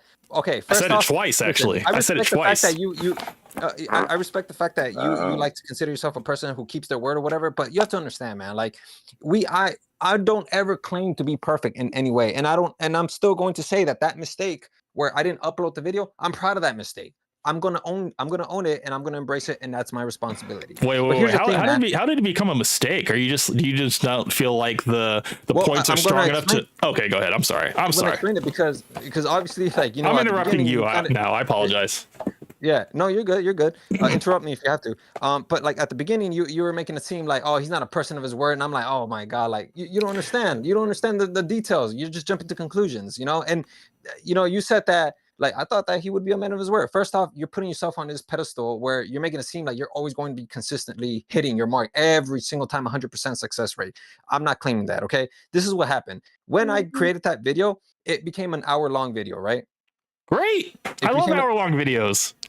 It was an hour long. It was that would have played to my audience. You know, my audience loves hour-long videos. Come on, now we're almost at 3 hours here. But like, I was trying to at first I didn't know how to approach the video. I was thinking of like, okay, if I cut this out and I cut that out, then I'll be able to argue here and I'll explain my point a little more, but I don't want to explain too much because I'm not trying to make camp look out of context, because you understand that the perception online, whatever they hear, it's automatically going to be turned into hate if there isn't any sort of explanation, you know? Oh, wait, hold on. Let me stop you right there. Are you worried about the hate that's going to come towards you, or the hate that's going to come towards me through the video that you're portraying me as through my arguments?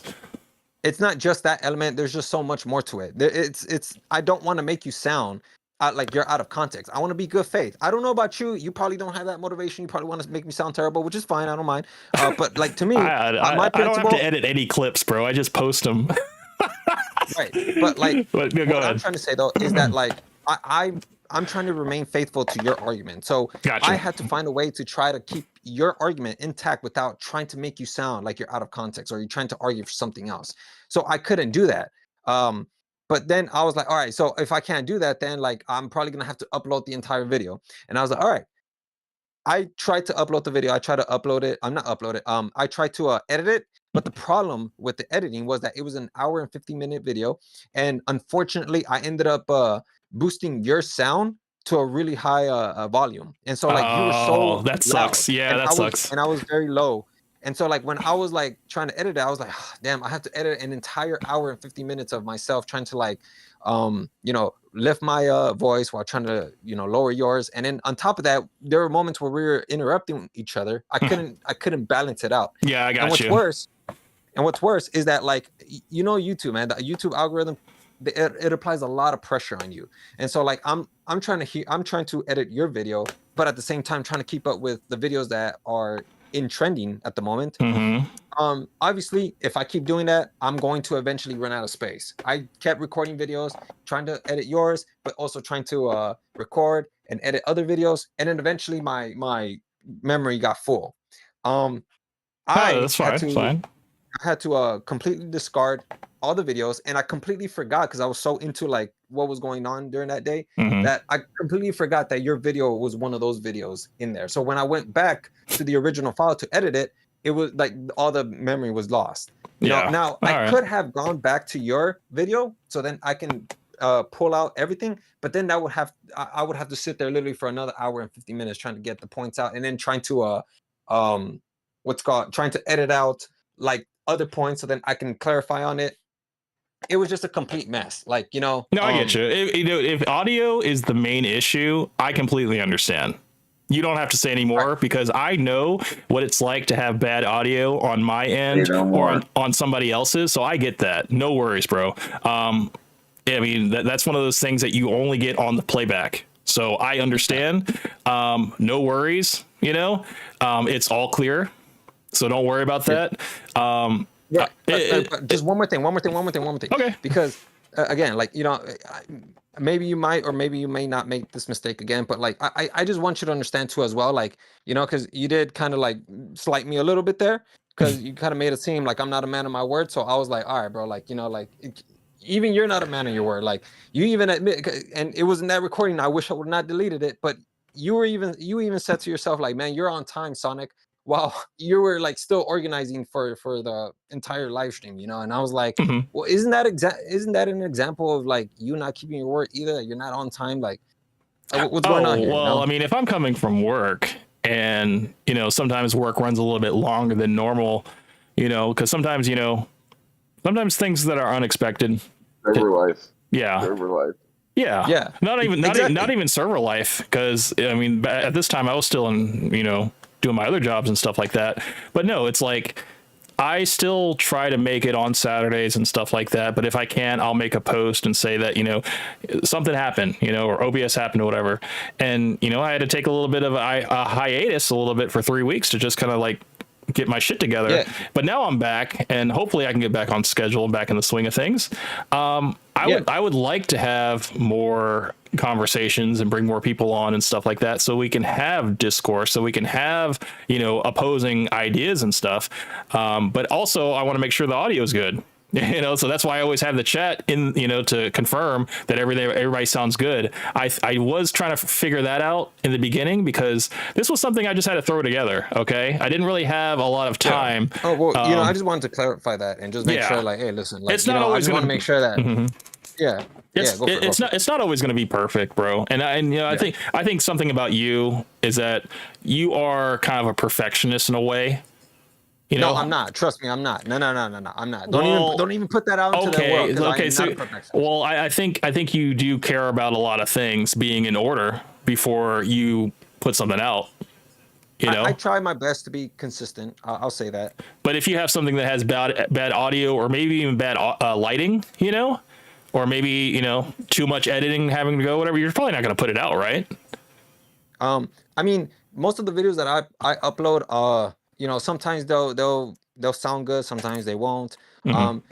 This just so happened to be one of those cases where, like, it was unbelievably noticeable. There's just no way around it. Like, you know, people would have to turn up their volume and then turn it down when I would speak, and then turn it back up when, like, you would speak, because it was that loud. You know? Gotcha. So, Well, yeah. like I said, man, it's all clear now. But what I will say, you know, at least on my end, I have been known to end a stream early if the frames are dropping too much and there's not enough feed going to YouTube and it's just a sputtering mess. I will just drop the stream because I don't want to put that out. You know, I don't feel proud of that. Yeah. So in a way, I'm a perfectionist. You know, I want things to look good. But at the same time, I do have to make concessions when I have to throw things together like this. You know, I knew that I needed to have some type of visual, but I didn't want to do all the effort of like a talking head and superimposing our stuff over bodies and all that stuff. I was just like, man, people are just going to probably want to just hear us talk anyway. That is kind of the meat and potatoes of my channel anyway. I'm basically make these long streams for people that are working long hours. Okay. So an hour-long video of possible good audio for me, bad audio for you. Yeah, it would probably get annoying and stuff, but I would probably still like to hear it and see it and stuff. But I mean, I understand that, you know, you have a huge content schedule, and, you know, like, I'm not saying the stuff that you're putting out, you know, it is good. You put out good stuff, bro. So like, the thing is, your channel, the way you do things in terms of like staying on current topics and everything. And, you know, I found out about the T-App from you. I saw that you covered Joey Swall getting canceled. You know, I see all this stuff, bro. I see it all. But okay. I don't get to catch it all because you know, you crank out a lot of content, where, you know, with me, I only have enough time to put out one video a week, maybe two, you know, Yeah. but it's gotta be planned out, you know? Yeah. So, and you know, the people that I want to bring on and the topics I want to cover, you know, I want to talk to people that actually have stuff to say, you know, and have experience to kind of go off of, you know. But then when I come across, you know, a person like you got a big personality, Sonic, and you have very strong views, and, you know, I would say kind of more progressive views about modern dating that, you know, kind of doesn't coincide with my belief. And I think it's good for us to go back and forth. Yeah. So, but I don't. Let me ask you a question, Cam. Yeah, go ahead.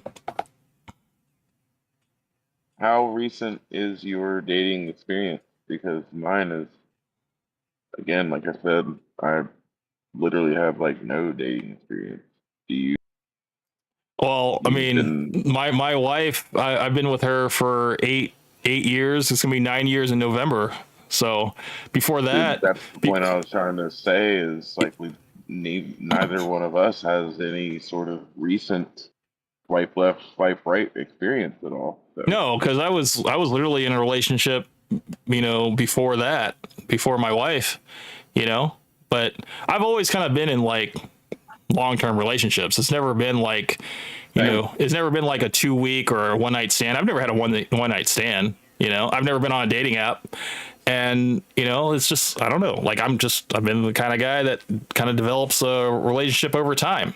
You know, it just seems more natural for me to go approach it that way and convey interest in the beginning, like I said, and, you know, but don't be creepy about it, but just be light and easy about it. I think there's a very light touch you can have, and there's a way that you can come off a little creepy. And, especially when you get to our age, it definitely comes off pretty creepy, because a lot of these girls, man, as we get older, they stay the same age. But what I will say is that, I do think that if you're going to put yourself in a position to approach a woman, you got to have the right setting, dude. If you're going to be like in a club, you got to have your expectations on point, man. Like, yeah, it might be easier to pick up a girl in the club, but it's probably not going to be the right kind of person, Same with like if you were at like a bar, or if you were at, I don't know, maybe even like a restaurant or something like that, It's all about, where you meet somebody. And, I think I said it before, man, in the last live stream, that, you can meet a nice woman in church, a woman that has a little bit of a religious background. You don't have to be the same religion, but you will know that she will have that structure in her life to where she wants to be a good woman. She wants to be a God-fearing woman and have a strong male leader in the house, but if you're not that strong male leader and you want her to be the leader, then yeah, you're probably not the guy for her. So can I say something really quick? Oh, go ahead. No, go ahead. No, I mean, I was pretty much finished, but I was just saying that, if you want to have a traditional type of girl, you gotta have to be the traditional type of guy to kind of, for it to work, because you can't be a modern man with a traditional girl. You kind of have to be with a modern woman that, maybe has an OnlyFans, maybe has a huge body count, or whatever, it's just like, or might have, if you have like this disposable mindset of like, I don't really want anything serious, man. I just want to just sleep with all these beautiful women. I'm a young guy, and I'm not trying to be tied down to anybody and stuff. I'm going to wrap it up, of course. I'm going to be responsible, but I'm not trying to I'm trying to marry any of these hoes. Whereas, a girl is probably getting to that same type of masculine mindset that, look, I'm not trying to settle down with anybody. I'm just trying to have fun, And if I can get these simps to pay me, for a tier 3 sub, whatever, and make me all this crazy money where I don't have to actually like go out and work, it seems like an easier route for women these days to just make money from their bedrooms, not have to even go on the streets and stuff and sell their crotch, and they can make all this money. And that money is going to really, it's gonna kind of fuck them up mentally, because now they're like, well, I want a man that can like be on my level. But guess what? Men can't do the same things you do to make that type of money. They have to be already successful, owning companies, maybe owning multiple companies, trading stocks, maybe having 401ks or whatever like that. Whatever type of crazy wealth to even consider this person. But then you're like, oh, wait a minute, you're a walking red flag because you sell your booty for $3.99 and it's online forever, so I don't want you. So it's like women are kind of like, they're putting themselves in this position where they want to have this high status guy because they're making all this money, so they want to aim for the top. But the guys at the top don't want these hoes. Yeah, they probably want them for a night, but they don't want them for a relationship, and they definitely don't want them as like mothers to their children. Yeah, and I kind of want to go back to the really quick. I want to interrupt. I want to go back to the dating, because I know that Dan Key asked if we have any dating experience. I also want to go ahead and put this out there. I don't have any dating experience. I did date once. Can you guys hear me, by the way? Yeah, I can hear you perfect. Yeah. Oh, okay. I dated once. I disliked it. I did not like it. I was just like, this isn't for me. So I want to go. Well, hold on. Can you go into detail about this dating experience of why it didn't go well? Okay, so like essentially, Cam, you definitely want to know, huh? You want to know if I paid? I got my notepad ready, so go ahead. Okay, so like actually, I'll tell you the story right after. Just let me make my point really quick. All right, I'm gonna make a note. Go ahead. Okay, so like I don't have any dating experience. I never liked dating. It was never for me. I will admit though, and I'm not proud of this. I was almost a what do you call it? A womanizer.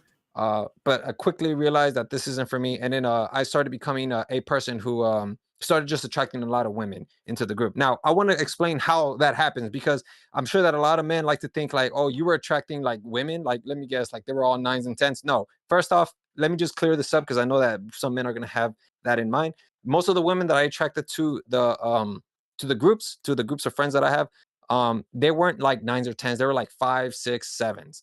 Sometimes there were 8s and 9s, but that was very rare. Mostly it was just a lot of women that were within that range, that they were just average. And the reason why I was able to attract that many women is because, again, like I wasn't trying to hit on them. I didn't even do anything with these women, but it was just a simple compliment, like, just telling them that I like their hair and just seeing them frequently.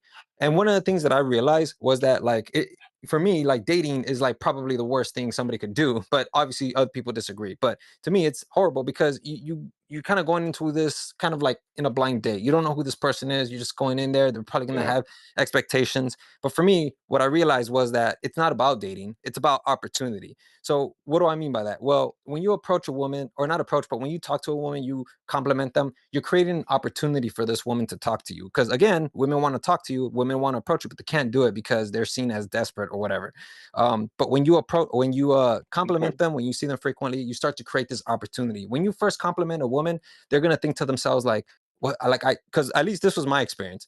They'll get stunned. They don't know what to say because they probably don't get that a lot. At least the women I was talking to, they probably don't get that a lot, and so I walk away. They end up hanging on to that experience for the rest of the day. Then they imagine themselves how they would have handled it differently. What would they say if that guy comes back? And then again, when I see them, I compliment them again, and they're more prepared to talk to me this time. And that just that experience with that one woman, this was like with a lot of women, by the way, but like just with that one experience, I realized that it's not about approaching women, it's about creating the opportunity for these women to talk to you. So just in case you guys are wondering, like, how did you even get all these women? It's not through dating, it's just us. It's like a simple act, just as complimenting them. I complimented Yeah, them, makes sense. created that opportunity for them to talk to me, and that's how I ended up attracting a lot of women. Which that's like a whole set of other consequences that come along with that. When you have too many women coming into the group, it starts to like destroy the group dynamic because a lot of them, again, even though you Yeah. talk to them, they still have like this innate sense to compete with the other women. When there's like men in the group. But that's like for a whole nother discussion. We'll have that discussion some other time because I know you still want to know how my date went. But yeah, I just Well, I want to go ahead and mean, put that out. to touch on like women approaching men, I think I said this in the last stream that women will do choosing signals. They won't approach us, but they will attract us to make us approach them. So what they will do is make eye contact. They'll touch their hair. They'll look at you, look away. They will, maybe, I don't know, adjust their posture or something like that. So they their breasts are perking up or something like that. Just make themselves noticeable to us. So they will do the inadvertent approaching where they get our attention. We notice them, whether it's across the room or at the end of the bar or something like that, and we go over there because we have received the choosing signals. They look at us and stuff like that, and we maintain eye contact, and then you go over there and you say hello, and it's like something can happen from there. But at the same time, you can go the route of what you said, because what you said was something I said a lot earlier in the stream. This one is that you don't have to go up with a pickup line, or you don't have to go up. You can just say something as easy as, "I like your hair today," or "You have a really nice smile," or "Your eyes are so blue, like it's crazy," or something, But you're not coming heavy handed with it. You're just going to say something that is like, that's going to get them. It's not like something that's commonly said to them. You can say something maybe like, like your ears, the way your ears or something like that. You look like an elf, whatever. And I think elves are really cool. I'm really into fantasy. I just wanted to I don't know. You look like somebody out of one of those fantasy stories, whatever. You have this like fantasy look to you. And you just play it like that, okay? But you're not like hitting on them. You're just like, I'm just noticing you. And that is all you need to do. And that's what I'm saying. Yeah. It's like you say that one little act of kindness. It's kind of like a gift. It's a free gift, okay? It's a free compliment, whatever you want to say, however you want to say it. And then you go on about your day. You're like, I hope you have a good evening. It was really nice, chit-chatting with you or whatever like that. You leave it where it's just kind of ambiguous, You're like, I wanted to stop in this moment to kind of acknowledge your existence. I think you're very attractive. I say it in some way or form that I think you're very attractive, and I'm going to bid you a good evening. I hope you enjoy the rest of your evening. So it's like you leave on a good note with them. So then they're like, "Oh, I'm interested because this guy isn't like hounding me right now. He's actually like, he just made a genuine statement. He kind of boosted my confidence a little bit, and then he walked away." hold on, I don't want to leave this guy. I don't want him to get away because I mean, I don't want him to notice somebody else. Yeah, women do compete with each other. You know, that's why some of them claim that they put on makeup not just for, you know, themselves, but they say they'll put it on to compete with other women. You know, women are in constant competition with women, whether it's out in the open or completely silent. You know, they're constantly competing with women in terms of attracting men and all that stuff, but they'll never admit that they put on makeup for the male gaze, even though, you know, why it just seems like you would just not put on makeup at all then if you didn't want to be attractive to men. You would just kind of go My out, opinion is you know? if you don't want to be looked at, don't. If you don't want it to be looked at, don't show it. Yeah. Cabo said, I do agree with Sonic when it comes to women approaching, but I still think the man should propose. And then he also came back and said, guys don't always catch those signals, Camp. And that's kind of your point, Sonic, that, you know, men don't always pick up on choosing signals. And I think it just comes with the experience of being around more women, you know? You just really got to kind of be in it to understand it. And, you know, sometimes, you know, when you can feel people out, but you know what, you get this from working in retail, customer service, and also in restaurants, man. You just get the vibe of people and you know how to take care of them, man. It's almost immediate, you know?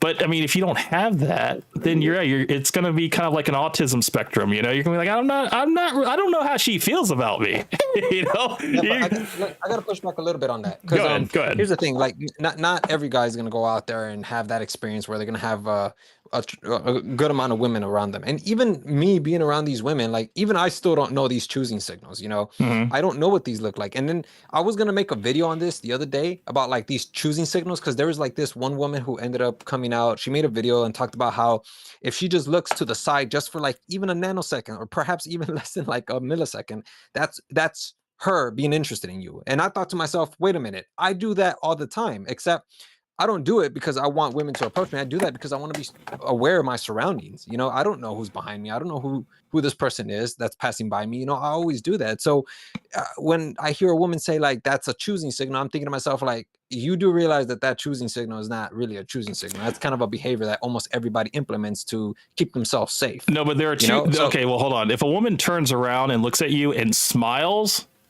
that's a choosing signal. If she just turns around and looks at you, that's not a choosing signal. Yeah, but like there's women that can't even do that though. They're too shy to look at a man and smile at them. I mean, like a smile is like how to approach. Mm-hmm.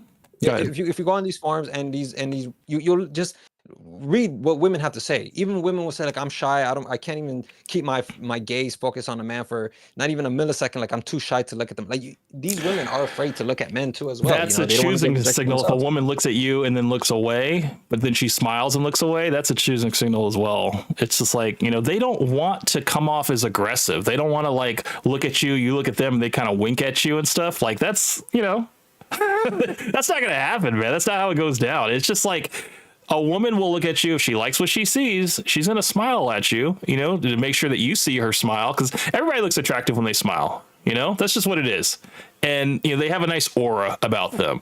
But if a woman, you know, if she looks at you and she's like, she gives you like that stank look and like looks away. Yeah, you should interpret that as you're not her type, you know? But isn't that kind of like go ahead. I mean, it's just, the thing is, man, you got to feel it out, bro. And you don't have to take every girl that gives you a choosing signal. You got to like them too.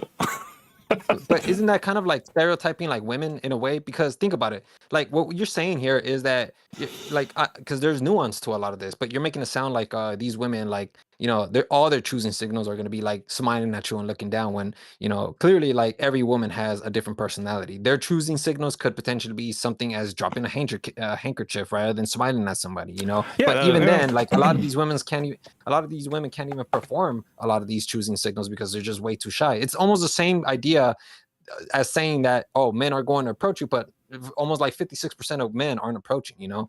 Yeah, but it's that's like, because what's going on here? they have this fear of rejection, so they avoid it completely. You know, men will avoid it, and it's an issue, man. It's like Right. you can't be afraid. You can't let fear control your life. Okay, because guess what? We only have one life, and you know you got to kind of make the most of it while you're here. Okay, so the worst a woman can tell you is no. Actually, the worst thing she can do is call the cops, Right, but- and then but spray I think pepper that, spray on like- you. But no, I mean But- honestly, dude, this is what I say. I think that if you go up to a woman and you strike out, that's it. Just be like, okay, no problem. You know, enjoy the rest of your evening.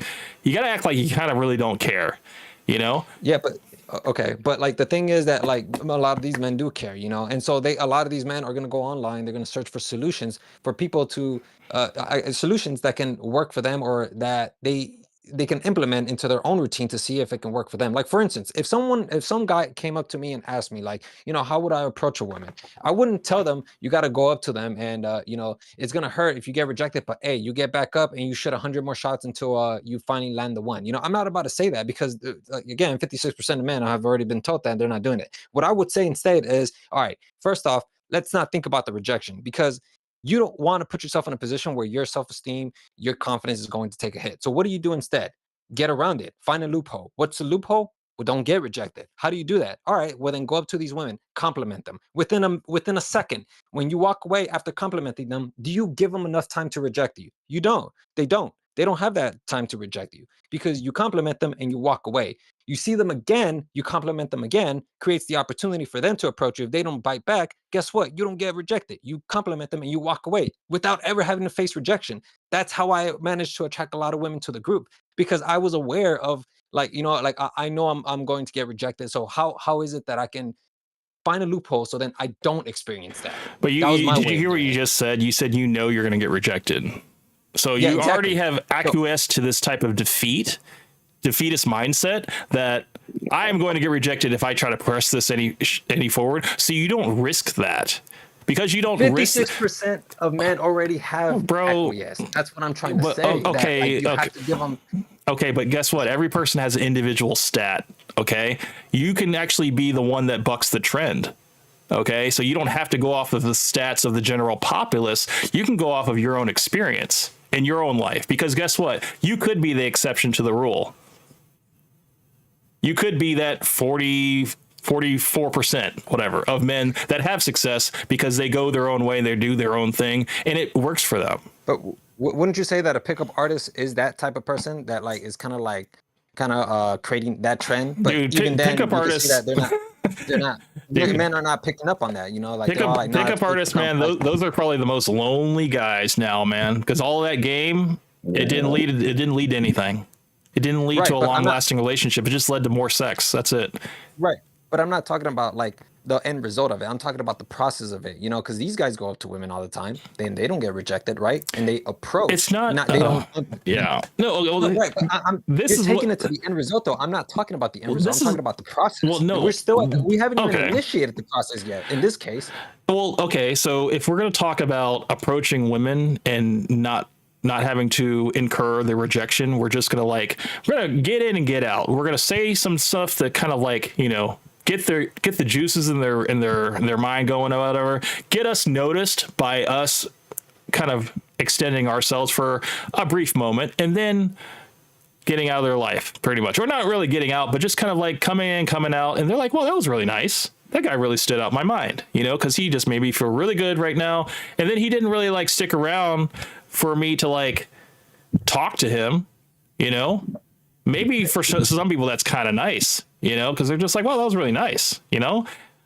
And then, you know, maybe they see you again and maybe they do approach you, whatever. So yeah, maybe that works. Maybe that works if you do it that way, but it's not going to work for everybody, man. You got to actually be like the type of guy that the girl wants to approach her. You know, it's not just like any guy can approach any girl, right? It's just not going to work that way.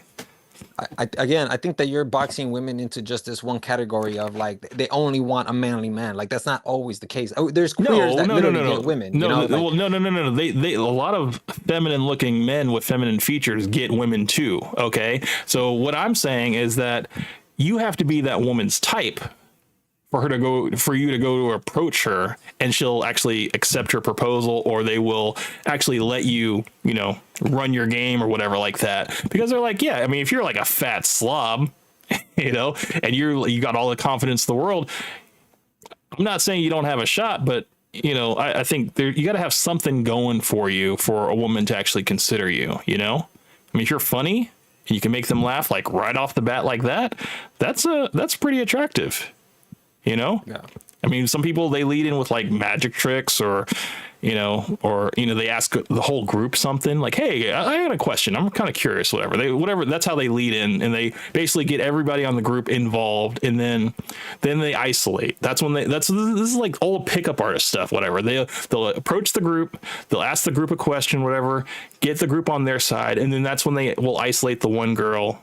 Or if it's like two girls and stuff, they'll isolate both of them. And then, he'll compliment the uglier girl just to kind of spark the curiosity of the attractive girl that he actually wants. It's like a inadvertent kind of like Jedi mind trick, like you basically put the attractive girl that you want on like her, kind of like on her toes. 'Cause you're like, wait a minute. Why is he complimenting my fat friend when I'm clearly more attractive than her? Like, women know this, but they don't say it. But, it's just like, it's all a mind trick, So then the girl that's attractive, she thinks that she needs to prove herself to you then. All right. Well, all right. Well, you have your perspective then. Well, yeah. I mean, that's pretty much all I got today, man. Damn, that's it? Yeah, we're right at 3 hours, man. Good job, man. You came in, came out, and I mean, I don't know, man. I wanted to hear about this 50-50 relationship that fell apart, or was it 50-50? I'm just assuming. Was it not 50-50? Wait, my relationship or what? Yeah, the one that you were talking about, the one that we never got to, the one that I asked about. Date. You talking about the date? Yes, the date. Oh, dude. Just tell me that. Give me the cliff notes about it, and then we can wrap this up. Okay, it was a weird date. Okay, so first off, it started off as like every other, again, actually, she approached me, believe it or not. Yeah, it's hard for you to believe it, probably. No, it's not hard to believe. Not after what I know. I was at a bookstore, and I was just there. I was taking a picture of a banner because they were gonna have like an event where like they had some author. I didn't know who this author was, but I just took a picture of it, and then she came up to me. She asked me, she was like, "Who's this person?" And I'm like, "I don't know, man. I'm gonna just take a picture of it, and I'm gonna come check her out to see what she's about. And maybe if she has a book that's interesting, I'll probably buy it." And she's like, "Oh, okay, you're into like psychology books." And I'm like, "Yeah, I'm into psychology. You are too?" And she's all like, "Yeah, I actually like to like read a lot about psychology because like I'm trying to major in business, and psychology and business go together." I'm like, "Oh, I'm trying to do psychology too." We chopped it up, and then eventually I was what would she say? I don't remember. I think I asked her if she wanted to like be friends, and then she told me she wanted to go out for like coffee, and I was like, "Oh, okay, we can go for coffee then."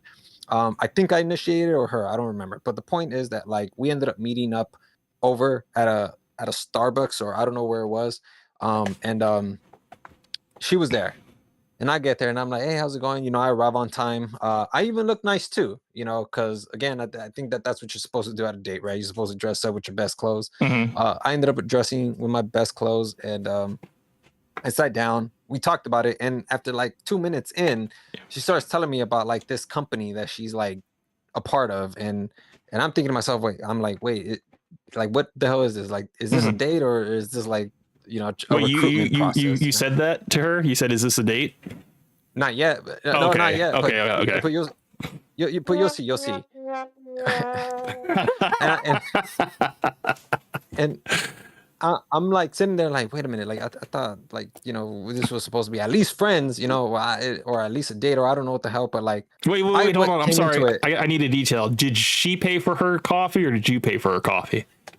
No, she said that I don't even think we got coffee, because I don't remember going up to buy anything, and I don't even think she bought anything. Okay, we just got there. You just met at a coffee shop. Talking. Okay. Yeah, and we started talking about like our lives, but then like 2 minutes into it, she started like bringing up like this like business like model that she had supposedly, and And Oh I'm sitting shit. here like, wait, like what the hell? Like I thought this was supposed to be like friends. I mean, a date or at least friends, you know, because that's kind of what I had put in her mind that I wanted friends. Uh-huh. But and then you know, she ends up telling me about like how she wants to be my mentor and that she can help me make a lot of money. And I'm like, oh, okay. So I see you used your looks and whatever all of this was to like lure me here because she was a really pretty woman, you know, like Right. obviously, you know, brunette, hazel eyes, really beautiful woman. I didn't realize though she was just using her looks to try to get me to like go to her little bullshit business meeting. Um and then that's when I was like, oh, okay, so we're not even friends. I thought this was a date, you know, and I thought we were going to at least be friends, you know, but no, like it's just for your little stupid business model. Okay, whatever. And she's like, wait, what? Like, no, I was here trying to like, you know, get to know you and then try to give you an opportunity. And I'm like, that is not how you made it sound like when we were over at the bookstore. You made it sound like we were trying to be friends and that you almost insinuated that this was going to be a date, you know, because she was kind of flirting. But it wasn't. It was just she was trying to recruit me to a multi-level marketing scheme. And I'm like, oh my gosh. All right, no, dude. Like, I'm not about to do this. Like, this is a pyramid scheme, and like I'm just not interested in this stuff. She's all like, but I can mentor Damn. you, I can make you rich, you know, like. And I'm like, no, I don't want to do that. I don't know how it ended. I still have the recording, believe it or not. You I recorded the whole it. conversation? What? I did. Because I told her, because like after she told me that this was a business meeting, I recorded it because I wanted to make sure that like nothing was like, because I was going to go off on her, dude. And I wanted to make sure that like I at least had evidence because I don't want her to like call the cops and say like, you know, he said this or that. I Yeah. wanted to make sure that I was safe, you know. So I Wow. recorded it. And then I don't know what happens, but at the end, I end up, I don't know what I told her. I got to look back at the recording, but I know that like I said something that really triggered her, and she just told me to just that I'm a jerk, get out, like, you know, men are terrible, and I just left. Like that's literally what it was. Damn. So it just seemed like as soon as she started with the sales pitch, it just became very clear that this wasn't what it wasn't what you thought it was going to be, basically, you know. No, it wasn't. Like she basically had all ill intent to basically mentor you, possibly, you know, said she could make you rich, whatever, but basically, you know, you gotta tell 10 friends, 10 family members kind of shit, you know. The usual pyramid scheme. And then, you know, you're just like, well, this is not what I signed up for, you know. So yeah, okay, that sucks that happened. Yeah, no, but that's like, is that all you got? Like in terms of like your dating or your last dating, most recent dating experience? Is that woman that's my fucked it most up? recent experience. Okay, that was my most recent. Okay, If so you're that asking like for lady, other, yeah, I'm Oh, just go saying ahead. that lady fucked it up for like pretty much like the future, pretty much, right? No, believe it or not, like I didn't really go into this with like trying to date her. She was the one that was kind of leading it on, like, you know, because when we were at the bookstore, she was making all sorts of jokes and innuendos, and I was just following along, you know. Like she said, this is what she said. She's all like, you know, if I, you know, because I think like we were talking about dancing, and somehow like it ended up turning into like this like back and forward where she says she was asking like, you know, I would like a dance or whatever, because I think I told her that I know how to like pop lock and do the wave or whatever, and you know, Flexing yourself, gotcha, then- gotcha, yeah. yeah. And Uh-huh. so she's like, oh, so you like to dance? And I'm like, maybe you should take me out. And I'm like, I can give you a private one. I remember that because I remember Jeez. I wanted to use that same line because it Ah. made her laugh, and I wanted to use that same line for future like approaches. But it turns out that this was just all a ruse. You know, I don't even know if that joke was good. Like now I think it's terrible you because wasted a good line on a waste on a woman that it wasn't worth it. on a scam. Damn. Yeah, it was terrible, man. But she I'm really sorry. had I'm me sorry going, that man. happened, bro. You know, because it sucks that the girl was attractive. You obviously found her attractive and stuff. But then you know, it just turned out to be something completely different. And I mean, I guess in a way, it's just something that women will use their attractiveness to make sales, dude. I mean, you never seen an ugly salesperson that's a woman. It's always the successful ones are always attractive, you know, because they make money and then they can use their money to make themselves look better, you know. Yeah. So Yeah, I do also want to go ahead and just let you guys know that like I make it sound super intense, but it wasn't really like like an explosive like Karen moment. You know, it was just like, oh, you're a jerk, you're terrible, men are terrible. Like that's literally like what it sounded like. So if you guys are thinking of like explosions or like an action thrilled scene, it wasn't anything like that. So Well, I mean, I didn't expect that. What I expect is a little bit of disappointment, you know, at least on your end, and disappointment on her end that you didn't take the bait. So yeah, no, I didn't. I wasn't a little bit disappointed. I was upset. I told her off, you know, like because I was that mad that like she would, like, is there something about like a woman, especially a beautiful woman, that tries to use her charm and looks just to get you to do something? There's something about that just it kind of pisses me off. It's like, dude, you didn't like why'd you do that? You know, like you use my instincts and my evolution, yeah, my evolutionary instincts to like manipulate me. You know, I didn't like that. I really don't like people manipulating yeah, I people. mean, there's a thing So, called like, OnlyFans. I mean, women are I doing it all agree. the time, dude. What are you talking about? Yeah. Women are always Yeah. trying to give that girlfriend experience so that, you know, these lonely guys out here can be like, you know, maybe I You got a know. shot. You know, I can chit chat with this girl and possibly, you know, get her to send me a private show or a private message or something like that. That makes me feel connected to her. So, yeah, I mean, there's like, you know, online, there's that parasocial relationship that people have with OnlyFans girls. And then, you know, in real life, they have, you know, this thing where it's like, yeah, it's built up in their head that it's going to be something more than it is, but then, you know, the girl might have an actual boyfriend, you know, that she just maybe be a little bit more flirty, you know, when she's at work or when she's, you know, in public, you know. But that's the thing, man. It's like it all comes down to communication. Before, you know, for you communicating with her, you found out that, oh, she's not what I want, but that's what you have to do. Yeah. You have to do that. But men, you know, the men that are just, you know, meeting up with these compatible dates and stuff like that, they're not doing the legwork, or they don't have the communication down. It's just like, oh, you're hot, I'm hot, you know, let's have sex, you know. And if it doesn't work out, it doesn't work out. And in most, I would say like 100% of the time, it doesn't work out, because if it starts hot and heavy, it's going to fizzle out twice as quick. So it's like, you got to have the communication down, you know, you got to have, you know, common interests. So you and that woman started off with a common interest in terms of like psychology and stuff like that. So that was the opener. Okay. But it was a false opener. You know, it was her way to lure you in. But I'm not saying, you know, there's going to be women that are not going to, you know, have similar interests to you. You just got to like keep looking, you know? Just keep looking. I mean, the library is a fantastic place to find a person that is probably not a whore. You know, maybe she might be a multi-level marketer, but she probably won't be, you know, the club type. You know, so I mean, it's not a bad spot. Not a bad spot to meet somebody. You know. yeah. But you know, like I said, I think it's we all have to have our own paths in lives, man. And I never claim to be the guy to tell young men this is what you need to do in order to lock down a woman and a wife and then have a family and stuff like that. It just worked out for me. But you know, like everybody, it has to be perfect timing on both of us, you know, like on the woman and the man. So like you have to be at the right place in your life, and she has to be at the right place in her life, you know. And it's very complicated. It's very complicated because you got like, I want to say, I don't know the percentage, but I will say there's a lot of women out here that are thirst trapping. Okay. So it's like, yeah, these women are single, and, you know, they're sought out by a lot of men and stuff. So it's like these women have already canceled themselves out, you know, but for some men that isn't a problem. So it's just like, what kind of man are you going to be? Are you going to be the kind of man that, you know, has these strong principles and wants to find a woman, you know, who is, you know, not chaste, but, you know, is still attractive to you? I mean, that's going to be, I mean, it's out there, but, you know, you just got to understand that you got to vet, you got to talk to people, you got to get to know them.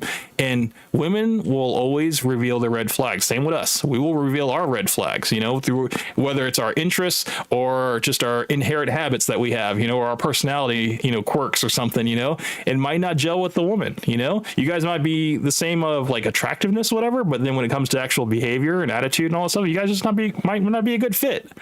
But again, it just comes down to taking the time and effort to communicate. And that's all it is, bro. Yeah. Dank, do you have anything else you want to say?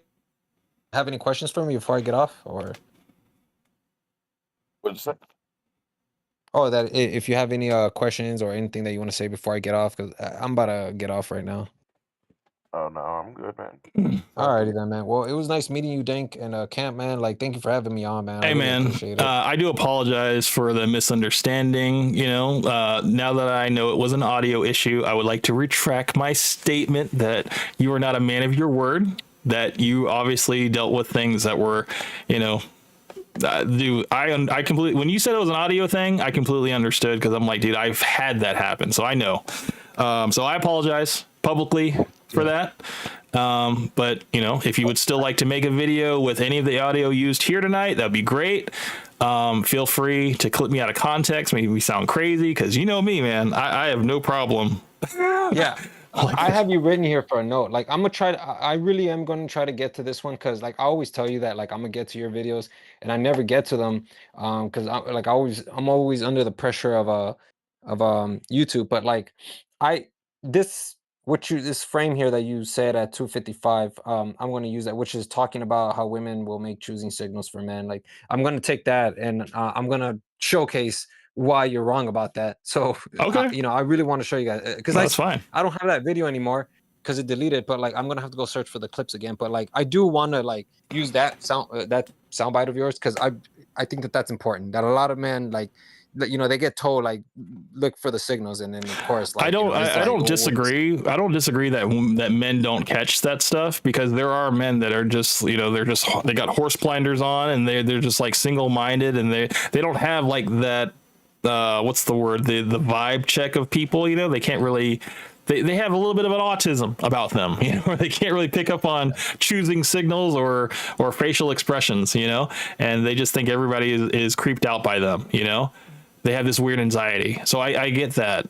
And that's something that I think you got to get a little bit comfortable being around people, and also being alone going out. I think that's another thing. They have videos on YouTube where women are looking at you. It's like an eye contact kind of video. And I didn't even know they made these videos, but they make it for people that have trouble keeping eye contact. And these videos are like 5 minutes long. And I'm just like, yeah, it's crazy what is content these days. But I think some people could benefit from it in terms of like, being able to hold eye contact with somebody, that's pretty important. Yeah. It almost kind of shows a little bit of respect when you do that. But if you don't have that respect, it will be interpreted as that you don't have respect for people if you don't look them in the eye when you talk to them. So I don't know, man. I think there's a lot of inherent things that people need to work on, especially men, when it comes to like approaching women stuff. So, but yeah, man, I appreciate you coming on. And Sonic, anybody that doesn't know who you are, if you wouldn't mind shouting out your channel and let them know what you're up to.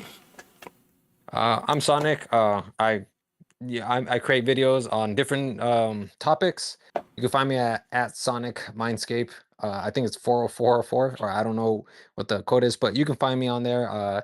Check out my videos before you subscribe. If you like what I like to say, if you like what I say and you agree with it, or you think that I challenge your perspectives and you want someone to challenge your perspectives, you got that channel. Subscribe to it. Awesome. And Mr. Dank, I would like to thank you for coming out tonight and sharing your stories, your past of Uber experience, and also just the everything, just the whole life story that we talked about for 2 hours. It was fun, a lot of fun, and I would hope that you would like to come on again for a future conversation. Yeah, I'll be back. Cool, man.